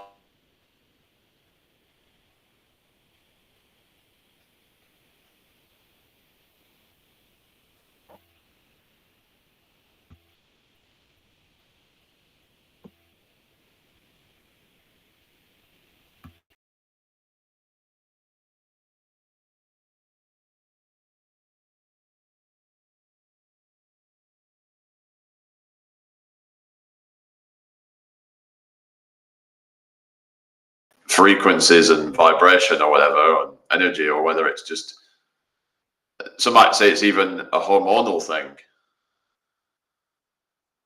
where we sense like different things, but I think maybe things go deeper than that perhaps. And when it comes to like being able to, it's almost like you're kind of able to like summon people into reality. It's weird that, yeah, well, it's just like too much of a coincidence. I mean, it's all kind of like a bit. I find it hard to kind of believe a lot of this stuff because it's like I tend to be more kind of rational minded with things, and things that are not tangible. I'm a bit like, it's like things like the rice experiment and all that kind of stuff. I can't remember what you were saying about that, like What? like the rice experiment. Yeah, well, I haven't done it, but like what I've saying, there seems to be something in it. Because the people are claiming that it actually works, but I remember someone was saying that they would like subconsciously cheat the experiment or something. All right. I don't know how you would do that though. I mean, really, like anything, you have to try it yourself, don't you? And then to actually, you have to put it in like, perfect conditions where like there's, test conditions. Yeah, so there's nothing. There's no variables that can like negate it or whatever. So say you had like 3 jars behind the curtain in a box. Each time you look at the jar, put it back where the other one was. So you constantly switch. So there's no, everything's getting what the other one had. Yeah, so it's all kind of like fair. Yeah. Yeah, so there's nothing like, because like, for example, maybe one of them's getting a bit more sunlight than the other, or you have to keep things in a balance. Wouldn't you just put them in like a darkened room or something, away from? Yeah, on a cupboard or something like that. Yeah, so it's not like getting any light, so there's not going to be any. But you know, if it is true and it does work, it ties in with like praying for you before you eat your food and things like that, doesn't it? It's like it might make the food. Yes, there might be something to that. And what is it about the praying? Is there some kind of vibrational thing that's going on that is affecting it? Yeah, like you know that morphic resonance, we might be putting out a resonance, mightn't we? It's like, do you know, when a woman's in a certain environment, a child can, that morphic resonance is supposed to change the child so it deals with that environment when it's born, isn't it? It's like that sort of thing. Yeah. They say that you like the 5 people that you spend the most time with, but I don't know if that's the cause of that or if it's just a kind of psychological thing or, like a hormonal thing even. Well, nobody really knows what this fucking reality is and what it's about. No, it's all kind of like a bit of a, it's like the whole kind of, people have all these theories on like psychology and stuff like that, but it gets very, very like complicated, and there's still things that people don't even understand. I don't understand any of it actually. No, it's like, well, it's like, the human condition and all that. And Yeah.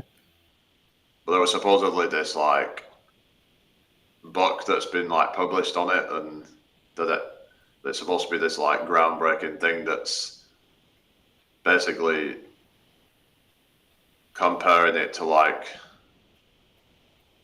I think they were saying they were comparing it to like the theory of evolution or something like that, as in like how. But then again, you don't really believe in that stuff, do you? So, or do you? I don't believe in anything. It's like I'm not a believer of anything. It's like there's evidence of things, but I But haven't, yeah, because you I weren't haven't seen, around to see it, you mean? So, I haven't seen any evidence of something changing into something else. I've seen an expression of genes that's already there. hello, Ryan. I mean, it's just one of those things. It's like, yeah, you can see like genes expressing and all that, but yeah. Like if I'm not Also, hearing it now, I mean, you that's could not. say that there were some things, I guess, that have. I mean, it's one of those things that's gonna. So like in the Galapagos Islands, where I think it's the Galapagos Islands, where the tortoises have grown flat so they can fit under rocks in the sun. Right? Maybe Galapagos Islands. So that means that only the ones who could fit under the rocks survived, don't they? The ones that shape are the ones that survived. Yeah, it's a survival of the fittest. So it's this idea that but you it's like, get like more evolved apes, and then but you're not they would evolved. That's what evolve I'm saying. into like Homo sapiens, and then they would. You're So not you don't evolved. believe that, then? You're not evolved. You're just better adapted. That's all. It's an adaptation. It's not a fucking evolution. Evolution is when you turn from this to that. And I haven't seen any evidence of anything saying this is changing into that. I mean, like it was like adaptation. Couldn't they just eventually like change over time into something else? Like it's just. How can it though? What do you mean? How can it? How can something that's this change into something fucking totally different? Like how can a whale be walking around on the fucking ground and then it goes back in the sea? It's like fucking. What was it doing during the change? Well, so I'd say it's just like that it's to do with the environment or whatever in it. Yeah, but what I'm saying is there's a point where the ones that were like basically the ones that were like the hardiest would survive. Is the idea? Right, so let's take a whale now, right? And it's fucking has to survive in the water.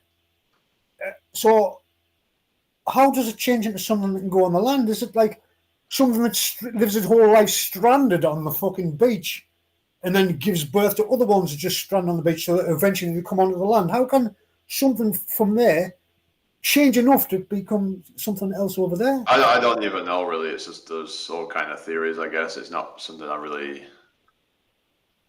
I mean, there was a whole thing about like apes and like why is it that we don't see the intermediate like species of them between? Because it doesn't exist, does it? I mean, I don't know. It's like they'll say it's just because they've all died off or something, but then what's the chances that they all died off though? Yeah, and why? You'll still get so you would think you would still get some that might have survived on some island somewhere where they how did they just all happen to die and not have any kind of trace of it left? So I'm just a bit skeptical, but yeah. People will have their arguments. I remember someone was talking about flying fish before as like an example of like a between species between say like fish and birds or something. Oh, for fuck's sake, man! So it's going to all of a sudden it stays out of the water long enough. When it's jumping out of the water, it develops lungs. Like, at what point of that jump out of the water can it turn into a lung? And then how does it survive in the water while it's got lungs? It's like. I don't know. It's absolutely nonsense when you think about it. It's like all this is from Darwin. That's fucking crap. It's just natural selection. That's all it is. It's not evolution. Yeah, this is like it's gene expressions and stuff, but it's yeah. It's like if we all have to fit through a little hole, only the little people who can fit through that hole will be the ones who survive to breed. Do you see what I mean? It's like it doesn't mean you evolving into little people. But then some might say, well, if you then say this, then what? How did things come about then? Like where did it all start from? Or do you not believe in a start? Well, I think it has to start somewhere, doesn't it? Really. Well, there's this whole like kind of like I guess like infinite regression theory where. If we can't figure out the universe has always been and always will be kind of thing. Well, it had to be. Yeah, I would have said in some form, but I forgot what I was going to say now. It